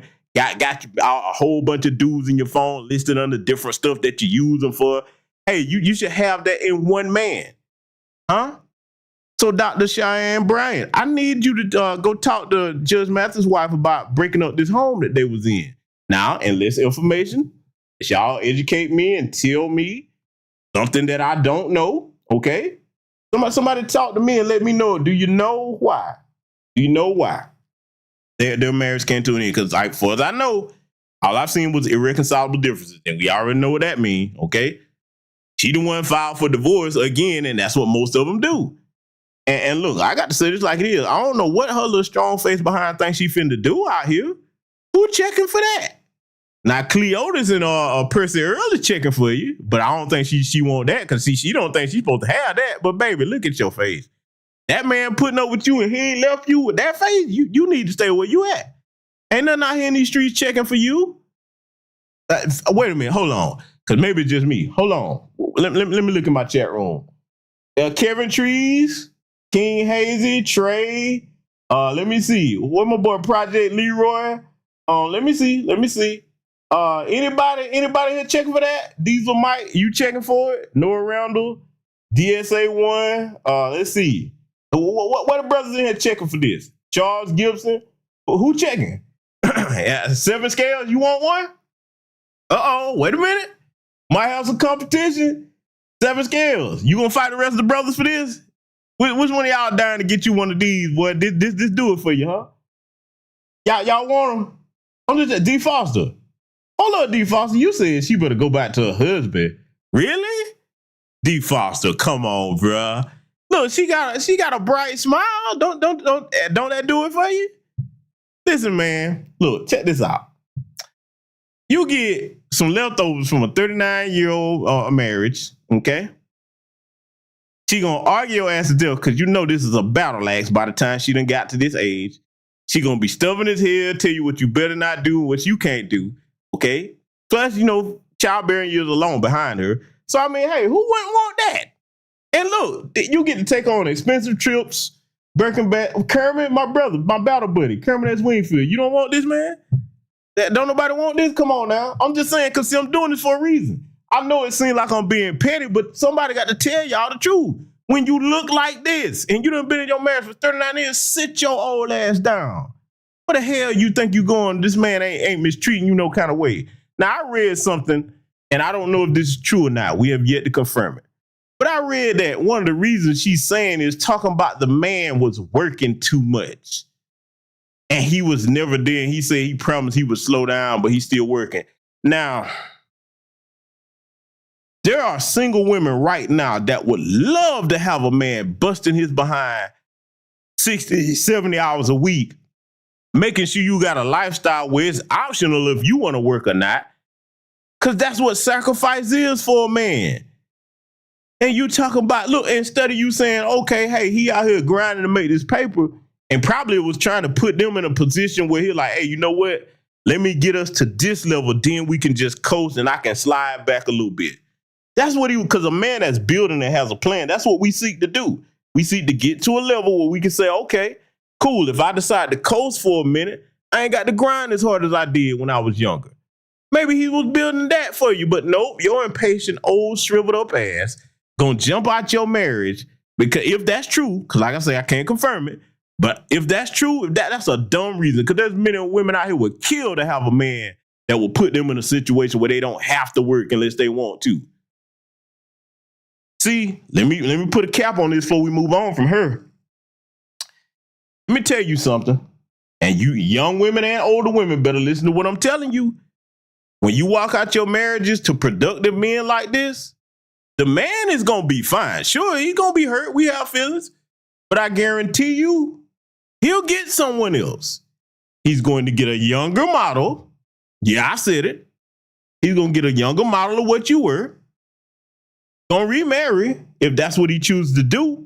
And you're going to be sitting there after you spin the block out of whatever you think you're going to get out there in them streets, because ain't nothing out there for you at all.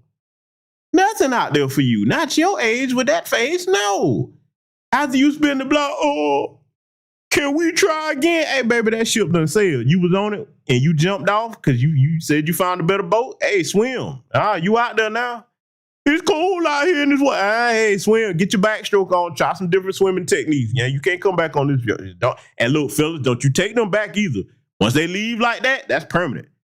Because they're not going to respect you if you do. Okay? They're not going to do that. All right? So I need Dr. Cheyenne Bryant to go and ask this old heifer right here, what you jumping out your marriage after 39 years for? This man ain't putting his hands on you, cheating on you, or got no type of drug habit, criminal record, or nothing like that? Because he's a damn judge. Unless he's, like I said, maybe it'll come out that he was a secret mob boss or something we didn't know nothing about. But I doubt it. So like I say, I'll be watching here there to see if any news come about that, about why, what was the real reason that they broke up. But see, until I see Dr. Cheyenne Bryant addressing that, I just can't take her serious. We're not done yet, though, fellas. We got some more to examine here. We're going to get straight into it. So there's a few things that I don't do as a married woman. Number one, I do not cook for my husband. I only cook for my children. My husband will be making his own breakfast, lunch, and dinner. Number two, I do not help him pay any bills. So if he is short on the rent, on utilities, or anything like that, it is not my problem. I will not be helping him out. His job is to provide for his family, so I am not financially contributing to any of the bills. Number three, I do not do his laundry. I have my own laundry and my children's laundry to do, so he could do his own. I won't help him put it away. I won't help him fold anything. That's his responsibility. Number four, he is responsible for replacing any of his essentials like soap, shampoo, anything like that. He needs to go buy it himself. Even if I'm at the store, I will not be replacing it for him. If he needs new underwear, new socks, or anything like that, that's for him to do. I'm not going to do it for him. I'm not going to enable a perfectly grown adult, because then they get used to that shit. So yeah, fellas, you heard it. Oh, yeah, you heard that little old chubby. That, first of all, whatever man married that little chunky face heifer, he got to have low self-esteem, because let me say something. If we going just off the biblical terminology, our wives, the women that we married, are supposed to be helpmeets, okay? If the man is doing his part, providing for the family, paying all the bills, your half of the equation is, yes, you're supposed to cook for the entire family. Your husband is your family, not just your kids. That's the guy that's going out, bringing the bacon home for everybody to have something to eat. That's the guy that's keeping the roof over everybody's head. That's the guy, according to her, that pays all the bills. Let me tell you why that's so disrespectful, what you just heard. And you young men, don't you ever put up with nothing like that. Let me tell you something. Any woman that thinks so low of a man that she's married to that you can't even feed him a meal, your workhorse, the workhorse that goes out there and earns a living to take care of you and provide you with a lifestyle where it's optional for you to work, and he's not even worthy of a meal, let me tell you why that's such a serious problem. Because something that selfish, what happens if that man get hurt or he gets sick? The vows say for better or for worse. You think this heifer is going to be there for better or for worse if he gets sick? Of course, she don't do all of this. He's a grown man, and you create a lifestyle. Oh, okay. So see, she don't even understand what a wife is supposed to be. And see, I would love to see who her husband is. Chances are he probably some little simp that don't know no better. Because this type of disrespect was there before he married her little chunky behind. And see, for me, I know I'm speaking for my standards, that right there wouldn't qualify to be married to me. I'm in shape. You're going to be in shape too in a reasonable amount. You ain't got to be no Olympic athlete. That chunky built stuff where you got a round basketball shaped head, and then you're going to be talking about what you ain't going to do? It goes, sorry you, man. Boy, I wish I would. Boy, ain't nowhere in the hell. Boy, ain't no way I could bring that home to my family. That uncooperative? That's just pure disrespect. And but see, don't worry though. Let me tell you something. What's gonna happen if her husband got any balls?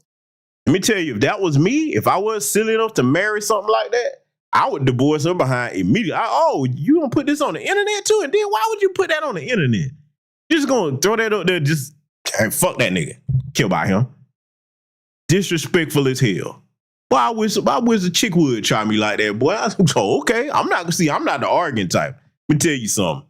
I know the dude that she with, he can't be no Sigma, boy, because we don't argue. We're like, all right, I'm gonna show you better than I can tell you. I ain't got to curse you out of there. And I'm like, hey, let me go ahead and send you packing. Yeah. And that's when I'll go ahead and leave a marriage then. You talking like that, what you ain't gonna do and all of this? Oh, hell no. How did she even qualify to be his wife?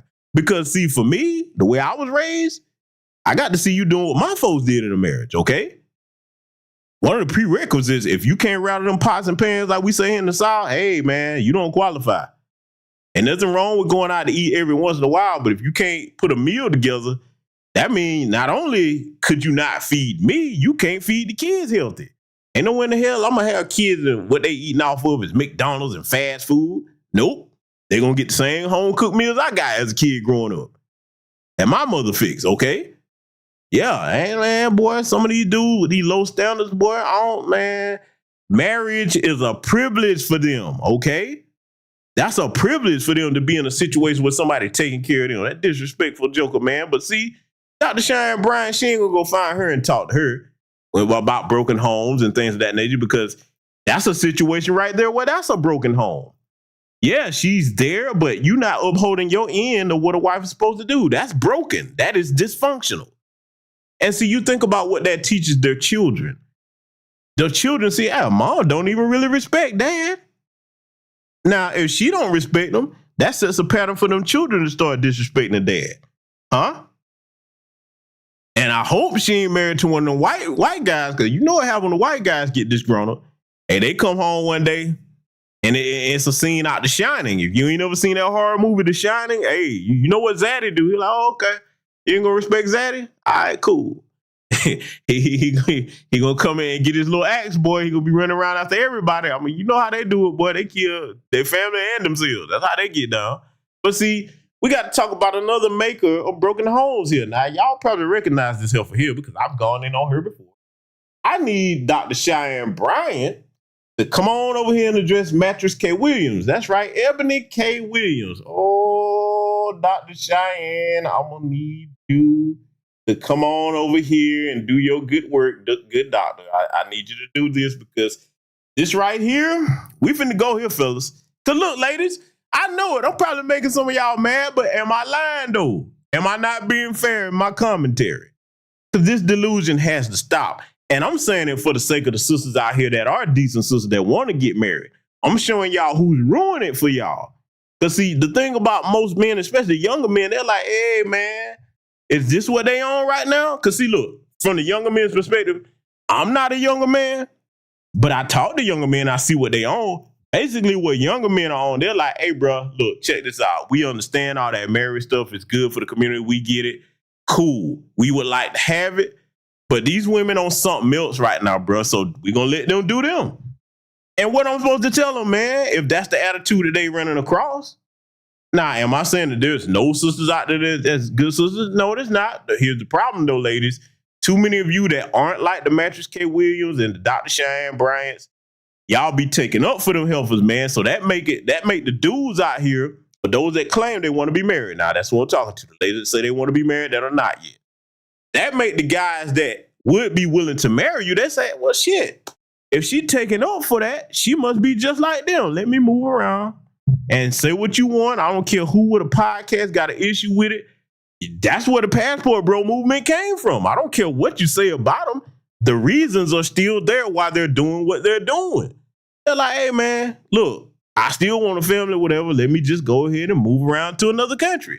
Now, are all of them looking for that? No, some of them are tricking, but the ones, look, here's the difference. This is what I don't like when people critique the Passport Bros. You got to tell both sides of it. You got the younger guys that are just out there sowing their oats in different countries. We see that. But the guys that are out there actually looking for wives and families, let me tell you something. They're not online like that. They're really not. It's very few of them that have channels that are online, that are married with wives, whatever country they choose to go to them, because they usually mostly be going to Caribbean nations or African nations. There ain't a bunch of them going to Europe like a lot of people tell that lie. But see, them guys, they're not online like that because they're like, hey, I got what I got. I'm happy. And they ain't talking bad about black women either. It's like, hey, man, look, I checked out. I was trying to find what I tried to find in America. Couldn't find it. They weren't feeling me. Hey, I went elsewhere. All right? That's the truth of it right there. A lot of people won't say it like that. But that's the thing. You got a lot of people, they're incapable of saying, okay, this is one side of it and here's the other side. I try to be balanced in my commentary when I speak on certain things. But see, we finna look at this creator of broken homes here because this heifer is insane, y'all. I'm gonna tell you right now, Dr. Cheyenne Bryant, instead of talking to Cam, you need to be talking to this because see, the reason why I'm saying that it's important that Dr. Cheyenne Bryant need to go have a session with Ebony K. Williams, there are young women that are following in her footsteps, but they don't have Ebony K. Williams' money. It's not going to turn out the same for them. And even if they did, we talking about broken homes. Well, you know what? We'll get to that. We'll get to that. Let's go ahead and dive into what I need to examine here.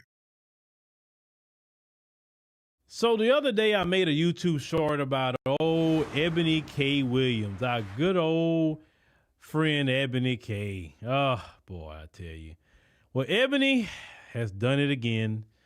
Ebony is now encouraging the complete destruction of the black family. It's enough that within history, we've had racists and white supremacists in the government putting every kind of program together to destroy the black family, mass incarceration, etc. But Ebony K. Williams is a willing participant in trying to destroy the little bit of black families left. So let's listen to Ebony K. Williams and see how she's advocating the destruction of the black family. Black women are availing ourselves to all of the options that our hard work and circumstances currently afford us. And that means that single motherhood by choice is going to be an option that more and more black women consider and even exercise. So anybody that's in their feelings about that can go ahead and start to process right now. What's wrong with you? What's wrong with y'all? You're crazy. Because black women... Let me pause it right here and interject this very quickly. See, when Mattress K. Williams said this and Dr. Cheyenne Brown, I need you to go find her because she's creating broken homes. You keep talking about anybody who's in their feelings about that can go ahead and process. She's basically aiming that towards men. Baby, let me tell you something. Men don't have to process nothing. That's a decision you made for your life and the child that you're going to bring into the world. Okay? Now, for those of you that don't understand what she did, they're about to get to that, and I'm going to point something out about the silly, stupid men that participate in this type of activity. I'm going to let her keep babbling here, and then we're going to get to that.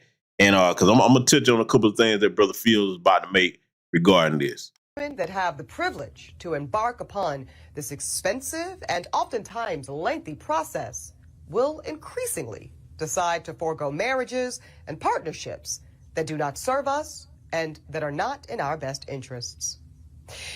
And now that bypassing those insufficient... Wait. So a man and a woman together, raising children together as husband and wife, that doesn't serve your interest. Ebony, let's just keep it real, sister. You can't attain it. That's what it is. You can't attain it. You couldn't even attain it with Zaddy. So when you couldn't attain it with Zaddy, because that's who you really wanted to have is Zaddy, and you can't attain it with the brothers, that's your problem. You got so-called success, but love and marriage eludes you. Now let me build on what Brother Phil is saying here, because see, whether you like it or not, he's telling the truth. Here's the deal. You can be as successful as you want. You can get as many degrees as you want. But as a woman, if you're incapable of cooperating with a man is not going to marry a woman that he can't cooperate with. Okay? She ain't going to cooperate with this. Everything's a fight. And look, y'all understand, she's a lawyer, so she's good at arguing. And this is one of them professions why a lot of them women are single. Okay? And there's a lot of them. Look, it's certain professions, man, that ladies, I'm gonna be honest, if that's your passion, go ahead. But the reality is there is certain professions where men gonna be like, you know what? I'm not even finna do that. And I'm talking about the men that you want now, the ones in these upper tax brackets. See, you ever notice? Watch this. Don't take my word for it. In case it's a woman that's, okay, cool. Don't take my word for it. I give you information you can look up for yourself without me at all. Go look up most of the guys that are successful attorneys, doctors, or what have you, all right, especially in that attorney field. You notice they're not married to other female lawyers like that? Now, why is that? Because, ladies, there's certain professions where if you go into that are male-dominated, you're going to have to lose a lot of your natural femininity to succeed. They're not trying to go down home and lay down with another little pseudo version of a man that's going to sit there and argue about everything. So while you might be at this successful law firm around a bunch of successful men, okay, whether they're brothers or not, most of them, their girlfriends are in completely different professions, if any at all, okay? Look, don't believe me. Go and look up the stats on that yourself. You don't even have to take my word for it, okay? And see, Mattress K. Williams, for all her success, you can tell she got a nasty attitude. You know what I'm saying? Because look, I'm going to be honest with you. Like I said before when I covered this last year or so, she made that comment talking about, I wouldn't date a bus driver. I was one of the few people saying this, and I will repeat it again here tonight. You don't qualify for a bus driver with your little nasty attitude. You don't. You really do not qualify for a bus driver. A lot of people fail to make that point. Because think about it. And while you're looking down on a bus driver's position, if that man has a legal job, he's providing in a way that takes care of you and the family, he qualifies to be a husband to somebody. You don't qualify, though, because you're looking down on his position and you wouldn't cooperate with no man, regardless of what tax bracket he in. Because, see, I feel brought up. You know if she couldn't make it with Zaddy, because that's one thing, boy. A lot of the wenches of Crafton don't understand that when you take that nasty attitude over there with Zaddy, he ain't having it. He's the man in this country that's at the top of the food chain. You're like, oh, you gonna come over here and argue with me like you do them black men? Oh, okay. All right, bet. Let me send you back on over there to Tyrone and them. Yeah, that's what's gonna happen every time when you pull that with Zaddy. Zaddy don't play that, okay? Zaddy used to get in his way, all right? Because Zaddy either gonna get his way by you cooperating, or Zaddy may come home one day and don't do what Zaddy do. Nobody may find you after that. Now, I hate to see that, but I'm just saying, okay? So that's the point I wanted to make there. Let's let Brother Phil continue, because he ain't wrong about nothing that he's saying. This is kind of bad, Ebony. This is bad.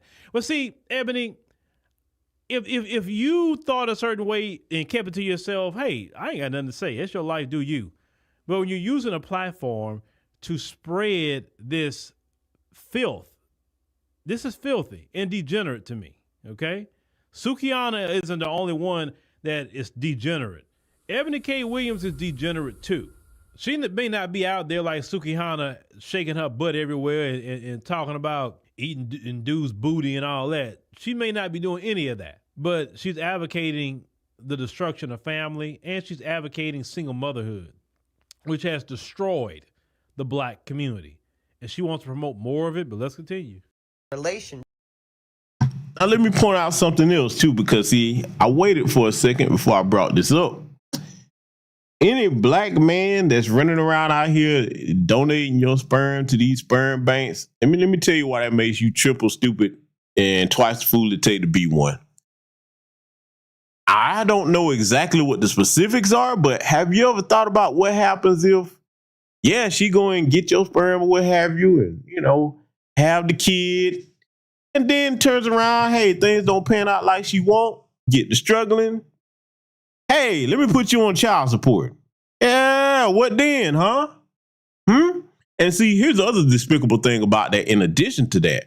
For me, I couldn't do that, man, because regardless of you doing that, man, that's still your seed, man. That means you got a child out there in the world somewhere that you're not raising. Because that's exactly what that is, man. It's a part of you. That's your genetic material. That means you got a child out there somewhere in the world that you're not raising. That's definitely creating broken homes right there. But see, Mattress K, she's the other half of the equation. Let's let it continue. Does not have to come at the expense of motherhood Well, frankly, it's a whole new world. A world in which black women are no longer subject to the desperation of being chose, because now we get to do the choosing. You big dummy. Oh, God. Ebony, just admit defeat, Ebony. Admit it. What's wrong with y'all admitting defeat? Say, listen, I didn't get chose. Why? Because something's wrong with me. And I need to figure out what's wrong with me. Maybe I need to talk to a few men to figure out what's wrong with me so I can correct those issues through the eyes of a man. Since I want a man, I need to come to men and ask them, what is it I'm doing wrong? What I'm saying wrong? What is it? That way I can correct myself so I can get the man that I would like to have. Now let me pause my good brother Phil right here. And as y'all know, brother Phil is a married man. Phil was married, you know what I'm saying, previously. He'd been married twice. So he know what he's talking about. But see, here's some common sense from somebody that's not married. Because you don't have to be married to recognize this. The reason why the Mattress K. Williams won't do what Brother Phil just said here, which would benefit them, okay, is because, one, they never see themselves as the problem. And number two, in order to go to somebody and ask them, hey, look, I'm having this problem or whatever, you know what I'm saying? I want your honest opinion on it. Hey, you know, give me some honest feedback. You have to humble yourself to do that. That whole statement she made, talking about we don't have to rely on being chose, we get to do the choosing. What are you choosing though, Ebony? Because see, there's no woman right now, there is no woman listening to the sound of this that will say, hey, I'd rather choose artificial insemination and not have a father and a husband there versus a man choosing to give me his last name and be actually committed to me and we form a healthy family together. There's no woman in their right frame of mind that's going to willingly choose that. Now, the bad news is there's a lot of women not in their right frame of mind that will choose that. That's what's going on out here today. And sadly, America and these corporations facilitate that because, see, here's the cruel part about it, ladies. The cruel part about it is this. These corporations make money off your dysfunction. There's a lot of profit in lying to women, especially our women. You don't believe me? Why do you think that a Derrick Jackson can become a millionaire doing what he's doing? Sitting there telling you all the lies that you want to hear and profiting off of your dysfunction. All this time, because we got to bring him up all this time. Oh, see these men, this is men, that. Women was eating that shit up because he look a certain way to women. Okay, can't knock that. Women like what they like. All right, just like men like what we like. But a lot of brothers was trying to say, hey, look, we recognize this game. We telling you, any dude is going this hard in the paint. And then, lo and behold, when it finally came on out, all the stuff he was talking about, men was no good, this, you know, because you was a master at it, Derrick. Okay, jump off Jackson. That's what I call him. Okay. Yeah. So look, I'm just saying, ladies, you better start taking a step back for any that's listening to this that have the Mattress K. Williams attitude. Start thinking about who makes a profit off of lying to you and telling you to do things that are not going to be in your best interest in the long run. Let it continue. You understand? See, to me, this sounds like I've given up. I can't get a man, so this is what I'm going to do. And that's fine if that's what Ebony wants to do with her life. But when you're sitting up here on a platform encouraging other women or younger women especially to be thinking this way, this is beyond wrong. And as we choose, we do have to contend with the reality of a dismally small supply of black sperm. Because most black women on this journey, we want to create children that look like us and that look like our families. And that means we want black sperm. And as we heard from Reese Brooks, it's the definition of slim pickings. And sometimes that means compromising on this aspect of your journey. Those images of black single mothers. So other groups of people can have their families, right? And I'm not even just saying other groups. I'm talking about even other groups outside the descendants of slaves. Africans could have their families. Caribbeans can have their families, right? Afro-Latinos can have their families. But people in the descendants of slaves or freedmen, you're advocating single motherhood, Ebony, that has proven to harm the children. And Ebony, you is so selfish, Ebony, because you're advocating this because you failed as a woman. You failed. You couldn't obtain the man you wanted. You failed. you was in your prime. And see, instead of chasing Zaddy, you should have been hollering at the brother. Because now you're looking at brothers now. You're looking at brothers, and see, brothers, look, they don't want you, but they want your seed. This is why I tell men, like you boycotting marriage, boycott those sperm banks. Boycott them. Because they should not get nothing. If they don't want you, then they don't get your seed. I agree 1,000% because just the insanity of what she said. We want this. First of all, look at that statement. We want me, my I. Everything is about me, my I. And see, that's another problem that Dr. Cheyenne Bryant, you need to be talking to these women out here that sound like Mattress K. Williams, because there's a lot of them with that delusion.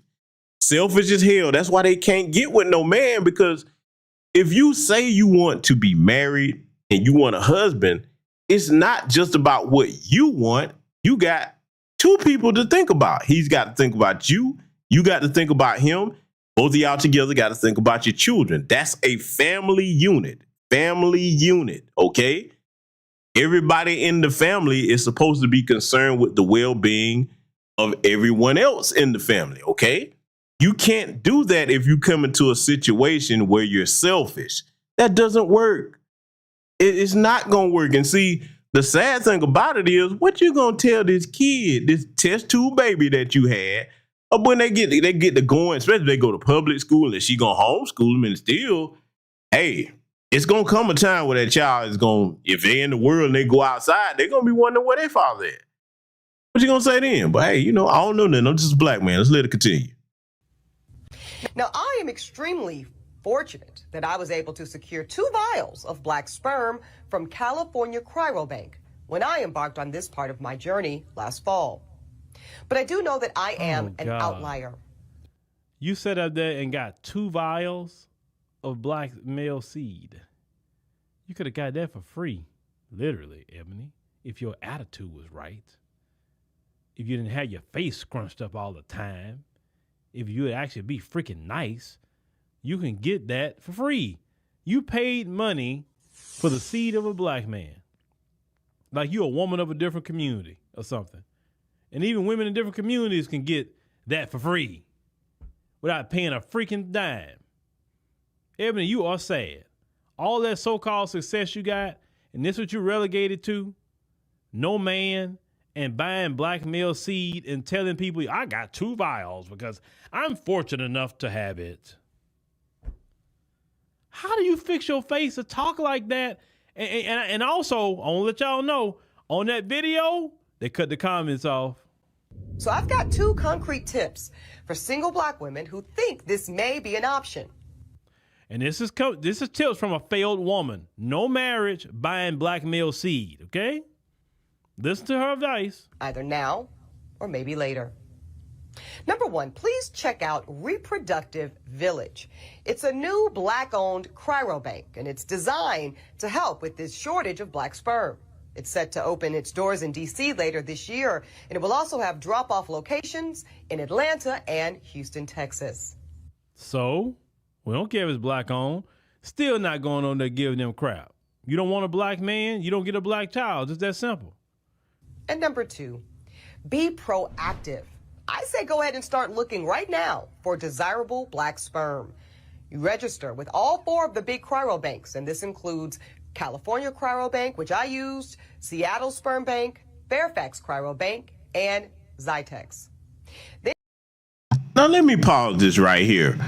Just listen to what she's saying, ladies, okay? No matter what your age range is. Doesn't this sound insane? You so unable to pair bond with any man, you got to be running around here playing sperm hunter. That's not normal. That's weird right there. Everybody talking about weird today. No, that's weird. This isn't a woman that has fertility issues or anything, okay? It would be different if it was some situation like that. But that's not what you're dealing with. The problem is you. I'm just saying, man, sisters, man, those of you that say you want to be married, y'all gonna have to really separate from these nutcases out here, because some of these women have lost their damn mind. They have. Dr. Cheyenne Bryant, This is what you need to be dealing with right here. Because she's not the only one, okay? She ain't the only one. Why she talking about broken homes? But see, that's the problem. The so-called Dr. Shine Bryants are broken themselves, so they don't ever go have these conversations with the Mattress K. Williams out here. They don't do that because they got tunnel vision. The only thing they see, the men. I'm like, okay, cool. You right. It is some men out here that need to have those things said to them. Okay, after you take care of that, you trying to say there's no other problem. There's no other problem. The women don't do nothing wrong. It's not their behavior running around here being reckless with their wombs or doing silly stuff like Mattress K. Williams here, to the point where you think about it, man. What happens if you go, and I got to go here, this is going to be kind of gross, but it could happen, and I know it probably has happened. What happened if you go to get you a vial, for anybody that think Mattress K. Williams did something intelligent, which she didn't? What happens if you go to get you a vial and they didn't really screen these vials right, and you happen to get one that's contaminated with Jackie Chan or Jet Li, and you get inseminated with that? What happens then? Because what I'm saying is not far-fetched. Look, if it has happened with blood transfusions, you think it couldn't happen with some man, boy? See, but nah, what I just said is too much like right, though. I don't know that. I'm just a black man. Let it continue. You can scan the current options for black sperm. And if you see some sperm that you like, I suggest go ahead and buying at least 2 vials right now. Even if you do not intend to use them anytime soon, trust me, it's better to have them than to be without them when the time comes. And listen, if you never need them for whatever reason, what a wonderful gift to give to a friend or a sorority sister in need. And also, most of those banks, they allow you to resell the sperm back to the bank itself. Oh my God, Ebony. This is what you've been relegated to, Ebony. I've never thought in my life I'd hear a black woman talking like this. I've heard white women talk like this, but a black woman talk. And listen, you even talking about selling and basically trapping seed. Is this what we about to do now? Is that about to be the flip? Is this what the men going to have to start doing? It's like, look, man, check this out. I got 2 vials for you, but I need about 10. I need 10 racks for this. But you know what? You better get it right now, because I got somebody else that want to play 20 racks for these 2 vials I got. So, no, men, I mean, should if they willing to buy this stuff, I mean, shoot, that may be a good business for some of y'all, but only the risk you take with that is the child support aspect. That's all the risk you take. But if you can get the legal aspect right, and you can get the legal paperwork, you're not to that what you do, you probably can start trapping. Shoot, and like, man, I became a millionaire. Shoot, man, I became a millionaire in my seed. Instead of me doing my thing and wasting it, shoot, I'm putting in some vials, man. I'm making $30,000 a day. $30,000 a day I'm making, bro. Like I said, I became a multi-millionaire, and I got way more supply for them. I'm laughing because that's basically what you could turn a business into, what Ebony got going on here, because the sperm bank's not going to give you no money. So the men might as well go ahead and create their own companies and start doing it. This is the Twilight Zone. I'm laughing, but this is a freaking Twilight Zone. Something you can get for free all day long, but Ebony here, she going to buy vials. They'll let you know how much she can't stand the black man. But she won't seed, though. Listen, I know that many are going to question or even indict the decision that I and many other black women are making to become single mothers by choice. But no, it's single. Now, let me pause it right here, because, see, that last statement she made, because Phil finna give her the business, but that last statement she just made, this go to show you how out of her mind she is. The one, she's sounding just like she looked, batshit crazy. Single mother by choice today, you see what that is. Because, look, I'm not the type of person that beat up on all single mothers, but all single mothers can agree on this. That's not easy for those that actually are single mothers. I'm not talking about women that got children from a guy and they not married and that man is actually helping you with the children like he's supposed to be. I'm talking about single mother and there's no father in the picture. There's your single mother right there, okay? Most women in that situation are like, man, that's not easy. So who in the hell choose to do that in their right frame of mind by choice? That makes no sense. You cannot be sane talking like that. But she's sitting up here saying that with a straight face. And see, let me warn some of you sisters. Some of you in this chat room right now, you may know somebody like this.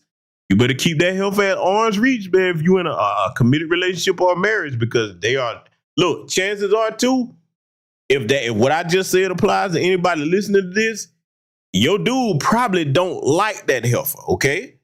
I'm gonna tell you right now, brothers, we can sense the crazy ones that's supposed to be our friends. Like, hey man, hey yo, I don't really want her coming over here. I'm just saying, look, come on, fellas, am I lying? I'm just saying, she out there still in the streets heavy, and like brothers start looking at you like, all right now, you want to either be over here with me or you want to be out there in the streets? Because you can go whichever way you want to go, but just know you ain't gonna have both. Okay, you are gonna have to make a choice with a man that actually has a backbone. So. Just saying, man. Let's let it continue.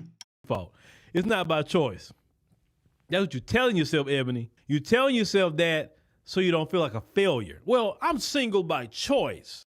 Well, I'm not married by choice. No, you're not married because nobody wants your behind.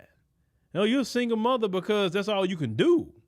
You can't get a man to marry you and build a family with you. You are a failure. That's the most minimum thing that a woman's supposed to do on the planet Earth.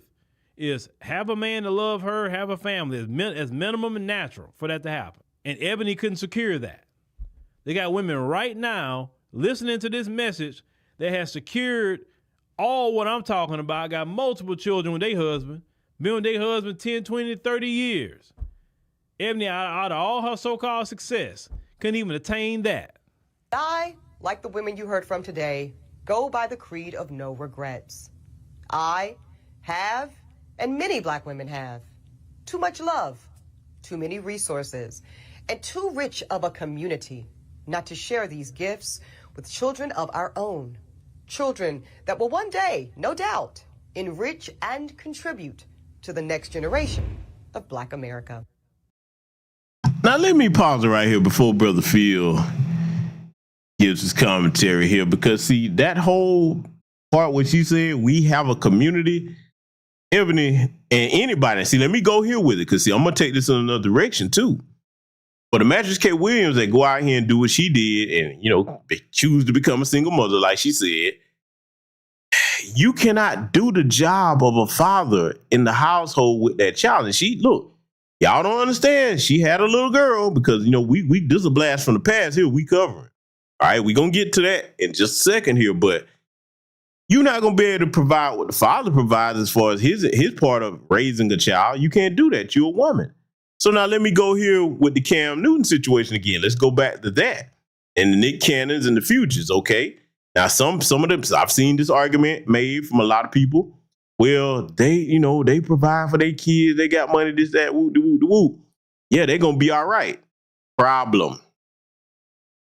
I heard somebody say that, well, because, their dad providing this, that, third, and all this for like physical things. Their physical needs completely taken care of. They got all the money to take care of that. Okay, cool. Got that part. That doesn't mean they're going to actually be decent kids coming up. And let me explain why. You better take a look, man, at a lot of these kids. Y'all remember little Duck Mouth, T.I. son, little Duck Mouth, King running around here. A lot of times in them situations like that, where there's not two parents there to instill the values in them children, they get out here and they try to get away with the most of, because they start thinking, oh, my daddy and my mama rich, I can do whatever I want to do. See, a lot of people don't talk about that part. See, this is why I always have said, anybody with common sense knows it takes more to raise a child than just having money. No, there's a lot more that go into that. You can put all the clothes on their back and food in their stomach and keep them on the nicest roof with vaulted ceilings. If you're not instilling them children with any type of values and discipline, they don't have a structure where they get up every day and see how things are supposed to function in a household and in a family. Hey, you get a bunch of these little kids that come from two parents homes or wealthy families, or whether one of the parents they stand with got all the money where to take care of them. But what you teaching them? Huh? Because a lot of people keep thinking because they have wealth and they grow up wealthy that they don't get in trouble. No, that's not the case. And sadly to say, it's not just the white kids doing that. Okay? You got some well-to-do black kids out here that, hey, they think because their parents got bread, they can do whatever they want. And you know if you love your kids, yeah, you're going to try to get them out of trouble or whatever they get into it. But this is what I'm going to say about that. Sometimes some of these kids that come from these, wealthy households, and they just out here doing whatever they want, it's going to come a day when mom or dad can't fix something that you get into and it may cost you your life. That's what I don't want to see. But, according to the Mattress K. Williams and the Dr. Cheyenne Bryant, hey, none of what I just said don't matter. It's just the men. Don't talk to the women about being irresponsible. It's just the men. Let it continue. Yeah, that's supposed to be the next generation of Black America, another brood of single mothers. And the children will say, well, I see this person with their dad and that person with their dad. Where's my dad at? What would you say, Ebony? Oh, well, your dad, he was in a test tube. So I don't even know who your dad is. He was just in a test tube. Or you're going to lie and say y'all was in a relationship. Or you're going to lie and say he was in the military and he died on duty. I mean, something like that. You're going to lie to the child when the child asks you about their dad. Because it's normal to have a father. You understand? See, Ebony is not thinking like that because she don't care about those children. And you got two vials what, from the same man? Or you got one vial from one man and one vial from another man? And what I saw a story on this is that when Black men donate their seed, they don't get much of nothing. But these sperm banks are selling the vials for, they say, anywhere from $1,200 and up. And they say the moment a good candidate gets on the marketplace, they say you got to keep refreshing the page because just as much as it get on, just as much as it get bought. And it's not just Black women buying it either. There's white women buying it. Definitely white women buying it outside of Black women. There's some Hispanic women buying it. It's different groups of women that's buying it too. It's just not the Black woman. So the Black woman gonna have to compete with other groups of women even in that. And you know Becky got deep pockets. So she gonna get her deals first. But this is sad. This is utterly sad, Ebony. Ebony, this is sad. How much more are you going to encourage Black women to just not have a normal life? This is insane, Ebony. And you're so wrong for that. Something that women have been getting for free for thousands of years. Now you're telling women they got to go pay a company and then the children with no daddy. I talked about Sukihana earlier. At least Sukihana, she's not promoting what you're promoting. I mean, that's what I'm saying. I guess it's sad what I'm about to say. I'd rather see Sukihana do what she do instead of listening to you trying to destroy the next generation of Black women.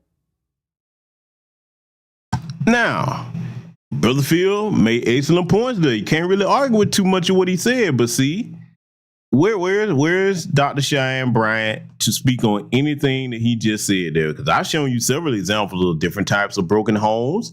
I've shown you the other half of the equation because, see, yes, I am 100% against men out here just making kids all over the place, especially not taking care of them. If you don't have Nick Cannon money, Future's money, or Cam Newton's money, because then that means those of us who are taxpayers that didn't have your babies got to take care of them. That come out of our taxes, all right? Nah, man, if I ain't making them, I shouldn't have to take care of them. You raise your own kids, okay? But see, go back to Mattress K. Williams here and the rest of them out here with this nonsense. Like I said, the Dr. Cheyenne Bryants, when they go get these degrees, because I'm saying Bryants, because there's many out here like her, if they don't go and get degrees that have, a doctorate, they call themselves trying to be counselors. And I'm like, when you start looking at a lot of them, they screwed up themselves. You're not in a position to give no advice to nobody. You know what I'm saying? Then with her situation, Dr. Cheyenne Bryant, she's not married. It had never been, to my knowledge. Somebody correct me if she has been. But to my knowledge, she hasn't been. Huh? I would just love to see for once, on both halves of the equation, the men and the women, you got married people sitting down counseling a Cam Newton or Ebony K. Williams or whoever. Let the married folks, man, where they at? But I already know where the married people at. Be honest with you, if they're in successful marriages, they're like, hey, I ain't got time for that, man. You know what I'm saying? So I get it. You know what I'm saying? If you married, hey, you got that, that black man or that black woman that you with, y'all happy?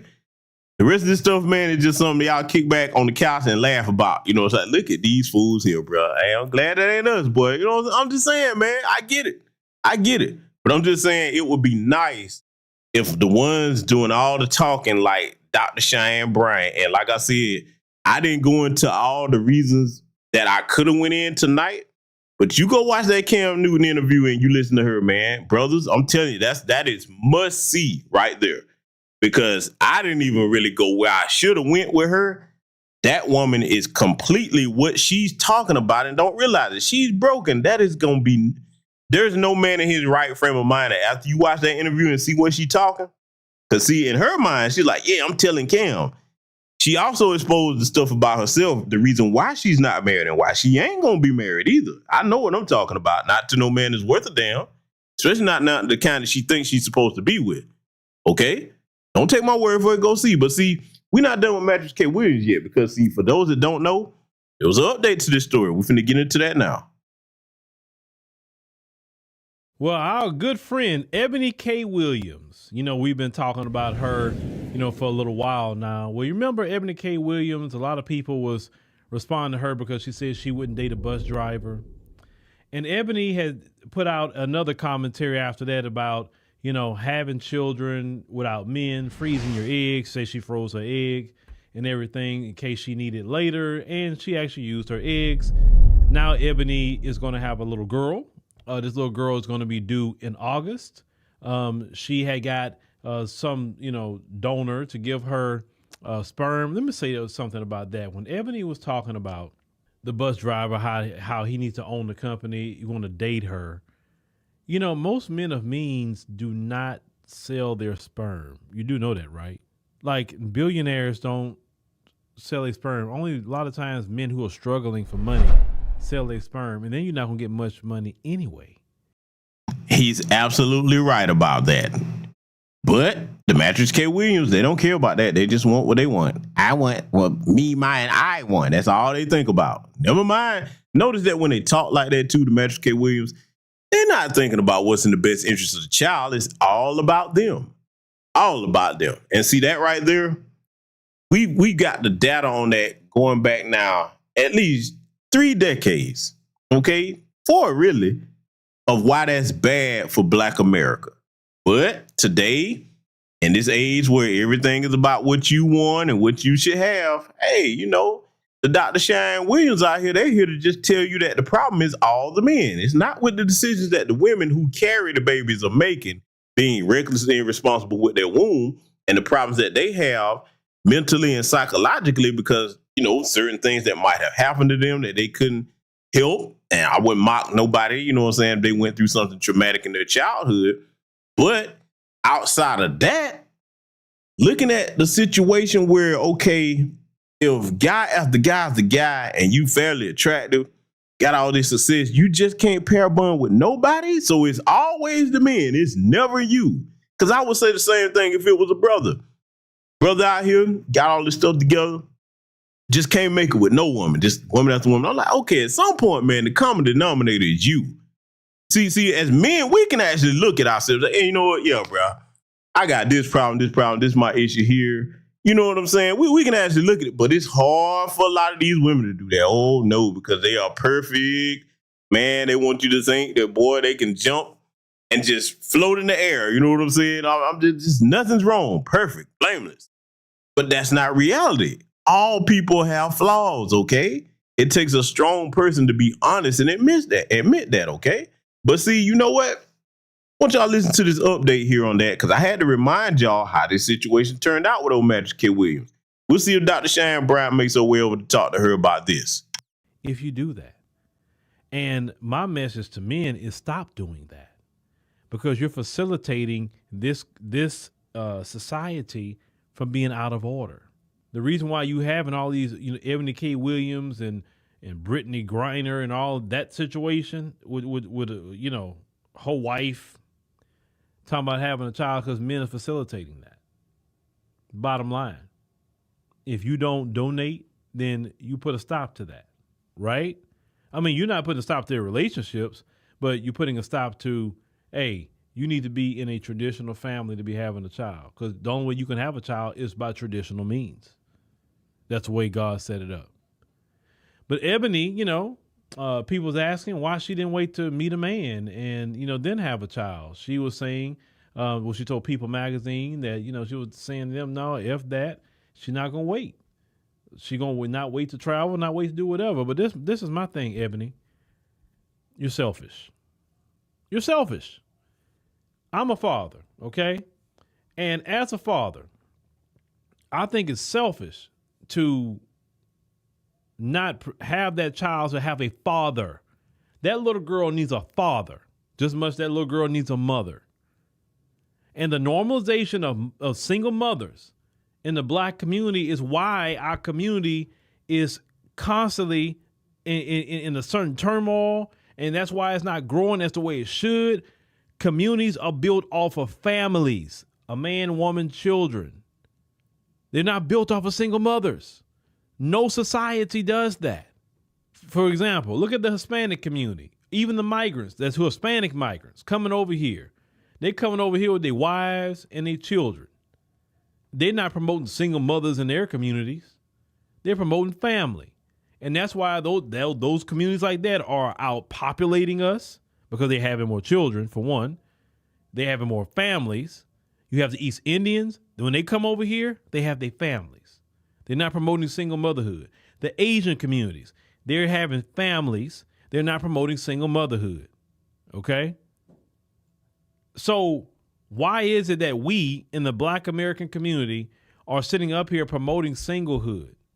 This is why a lot of brothers have gotten so sick and tired and they flying overseas to go get a wife. Well, at least, because a lot of them still want to be with a sister. So they'd rather go get a sister from a foreign land that still has some traditional values. This is ridiculous. That this should even be allowed. How you gonna have a child with no parent?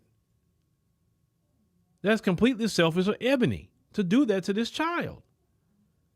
When she go to school, Ebony, and she go to a school and see the mother and the father showing up to different events and just you, what you gonna say, Ebony, when your little girl tell you, well, mama, where's my daddy? Now, that part right there, man, that's the part right there, boy, that just thinking about that, if you have an ounce of compassion in your soul as a human being, just imagining a child asking that question, just envisioning that in my head, that's heartbreaking, man. And especially if it's a little girl, either little boy or little girl, but especially the little girl, that hit them hard, man. You know what I'm saying? And then, hey, look, kids gonna be kids. Man, I mean, y'all know how we were children coming up, okay? Kids say very cruel things because they don't know no better. Class get to picking on, and then just think about what type of issues, behavioral issues, that's gonna cause in the child. All behind somebody's selfishness, like Brother Phil was saying. But, Dr. Shine Williams, Dr. Shine Bryant, Dr. Shine Bryant, I don't see her talking to women about this yet. And again, in the chat room, if y'all know that Dr. Shine Bryant has talked to women about these types of things, let me know. I'll stand corrected. But from what I've seen so far, I can't tell. And see, let me be blunt with this. Yes, we do need to address both halves of the community. The brothers, we got to tighten up on these dusty dudes out here, man. Be like, hey, man, don't be running around just blasting kids all over the place, man. You're not forming families. Because them kids are going to need to be raised, and they're going to need you. If you bring them into the world, you're responsible for them. That's our job as men. But we need the women. We need you on the Ebony K. Williams next. We need you on the Chloe Davis, Joey Davis, whatever the hell her name is. We need you on her neck. We get on them. Because it's not just the men. These heifers are willingly participating in creating broken homes. These men are just asexually reproducing. And so far, I don't think that nobody's been able to do that. No human being. They're contributing to the problem. Their lack of self-control and lack of discipline and just selfishness, like Brother Phil was saying, it's like in a way, they've just lost their minds. There's really no other way to put it. They've gone insane. This is not normal behavior that we're looking at today at all.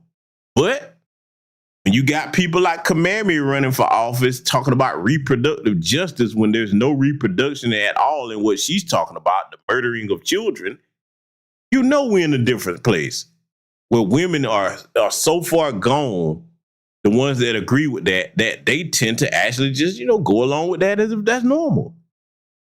That right there, man, I'm telling you, man, I feel bad for the younger brothers out here that's got to pick today, boy, from what's out here, because, boy, a lot on it's on something else, man. So all thing I can tell the younger brothers is, hey, man, just take your time, try to vet who you dealing with, and if you can't find what you want here, I don't care what nobody say. I'm with Brother Phil on that. If you have to leave here to go get you a wife, not running around tricking, do what you need to do. You don't sit up here and wait on these insane heifers up here running around that want to kill babies, and it's so disrespectful towards men where they'll be at a town wedding, y'all wedding, and tell you how they basically settle for you because they can't go and get their ass tooted up in the air for Chris Brown. And come on, man. Let's let it continue. What about a daddy-daughter dance? Ebony, what would you say when your daughter asks you, well, I would like to do the daddy-daughter. Where's my daddy at? What are you going to say, Ebony? Well, your daddy, you don't have a daddy. Well, I was in school and they said that in order to have babies, you need a man and a woman. So what you mean I don't have a daddy? Are you going to explain to your child, Ebony, that I didn't want you to have a father because I was selfish? I got a donor from a man, froze my eggs, went through this expensive procedure to have you, robbed you of a father. Ebony, you robbed her of a father because you're selfish. You robbed her of making, something for her father for Father's Day. You robbed her of that, Ebony. You robbed her of her father walking her down the aisle. You robbed her of that because you're selfish. You robbed her of a father spoiling her. You did that, Ebony, by choice. It's not like you were a man and y'all, you got pregnant, y'all broke up. And even if that was the case, the father still could be in the life of his baby. But Ebony, you did that to that little girl, Ebony, because you're selfish. Shame on you, Ebony Williams. Shame on you for doing that to that child. Because you're not thinking about that little girl. You're thinking about yourself. There are times that you're gonna struggle with that child. And you're going to wish you had some backup with a man in there, her actual father, but we don't know who that is, right? That's a sin and a shame. Well, I don't need no man. I'm going to just do this. And I know you got these little rebellious, women in Western society, but I'm a father and I'm thinking about the children. Like at my little girl's school, they do daddy-daughter dances over there. They do. They have issues. Want the fathers show up or whatever. And at my little girl's school, the fathers show up. But this little girl is not going to be able to have her father show up because Ebony chose to neglect her daughter by choice. And you can't, and let's keep it 100. You can't say that no man wouldn't be with Ebony K. Williams. Listen, I already know there are plenty of brothers, even though she talking the way she talk, there will still be brothers that would be with Ebony K. Williams. Hell, they got brothers that will hook up with Ebony K. Williams pregnant as she is. Oh, yes, they will.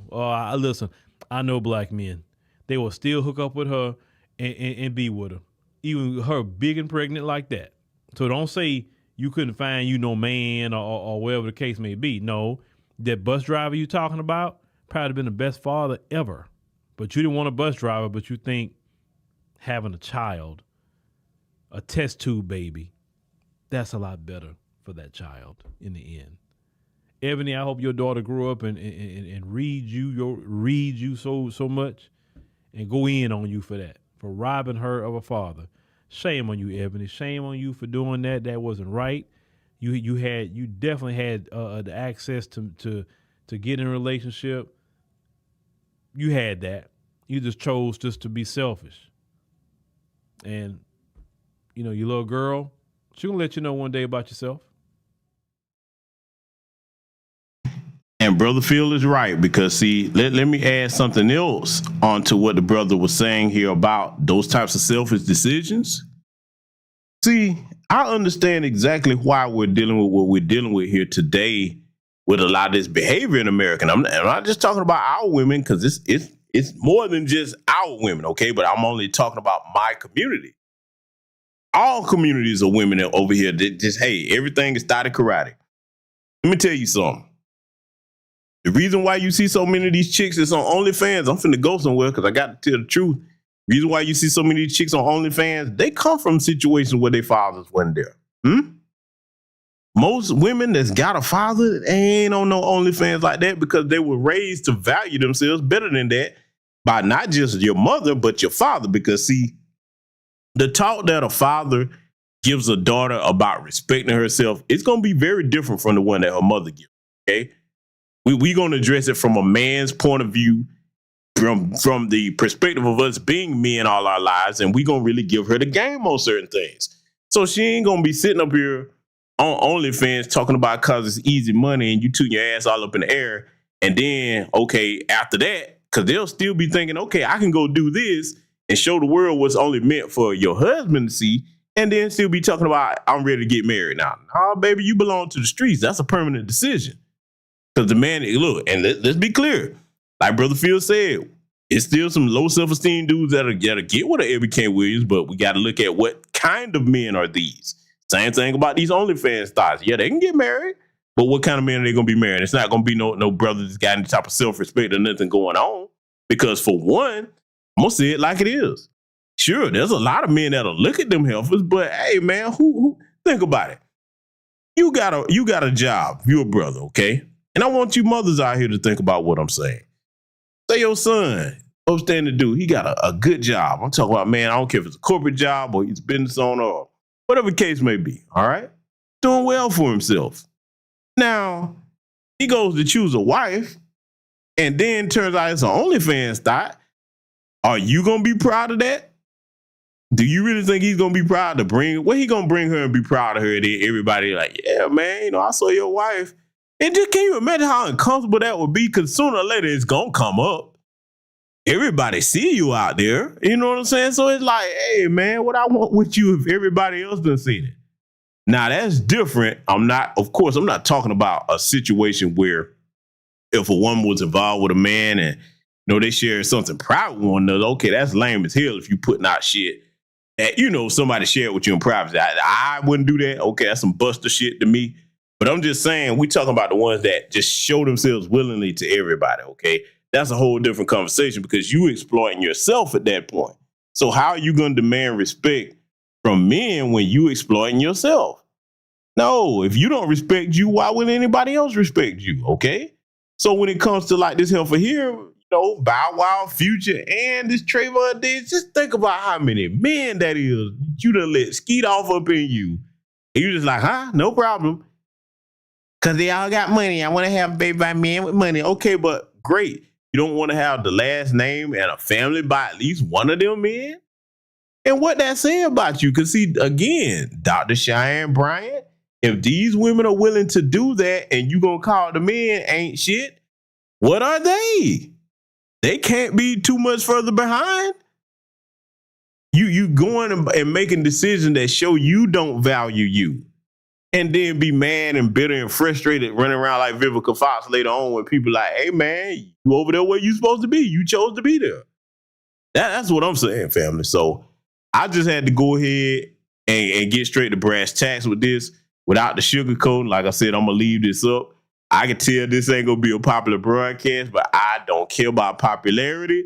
Somebody need to speak the truth on this, okay? So we're going to be covering several other things, speaking a lot more truth on Command. Trust me, that I Show Speed broadcast, I'm probably gonna, I'm still debating if I'm gonna do that tomorrow. I might do it Sunday, but just know, be looking out for that on Patreon because I'm gonna address that too. It's a lot going on, family. I'll close with this. Brothers and sisters out here, try to shoot for doing things the right way. I get it. Things don't always work out. That happens, but don't start out doing reckless things and creating broken homes on either end of the equation, okay?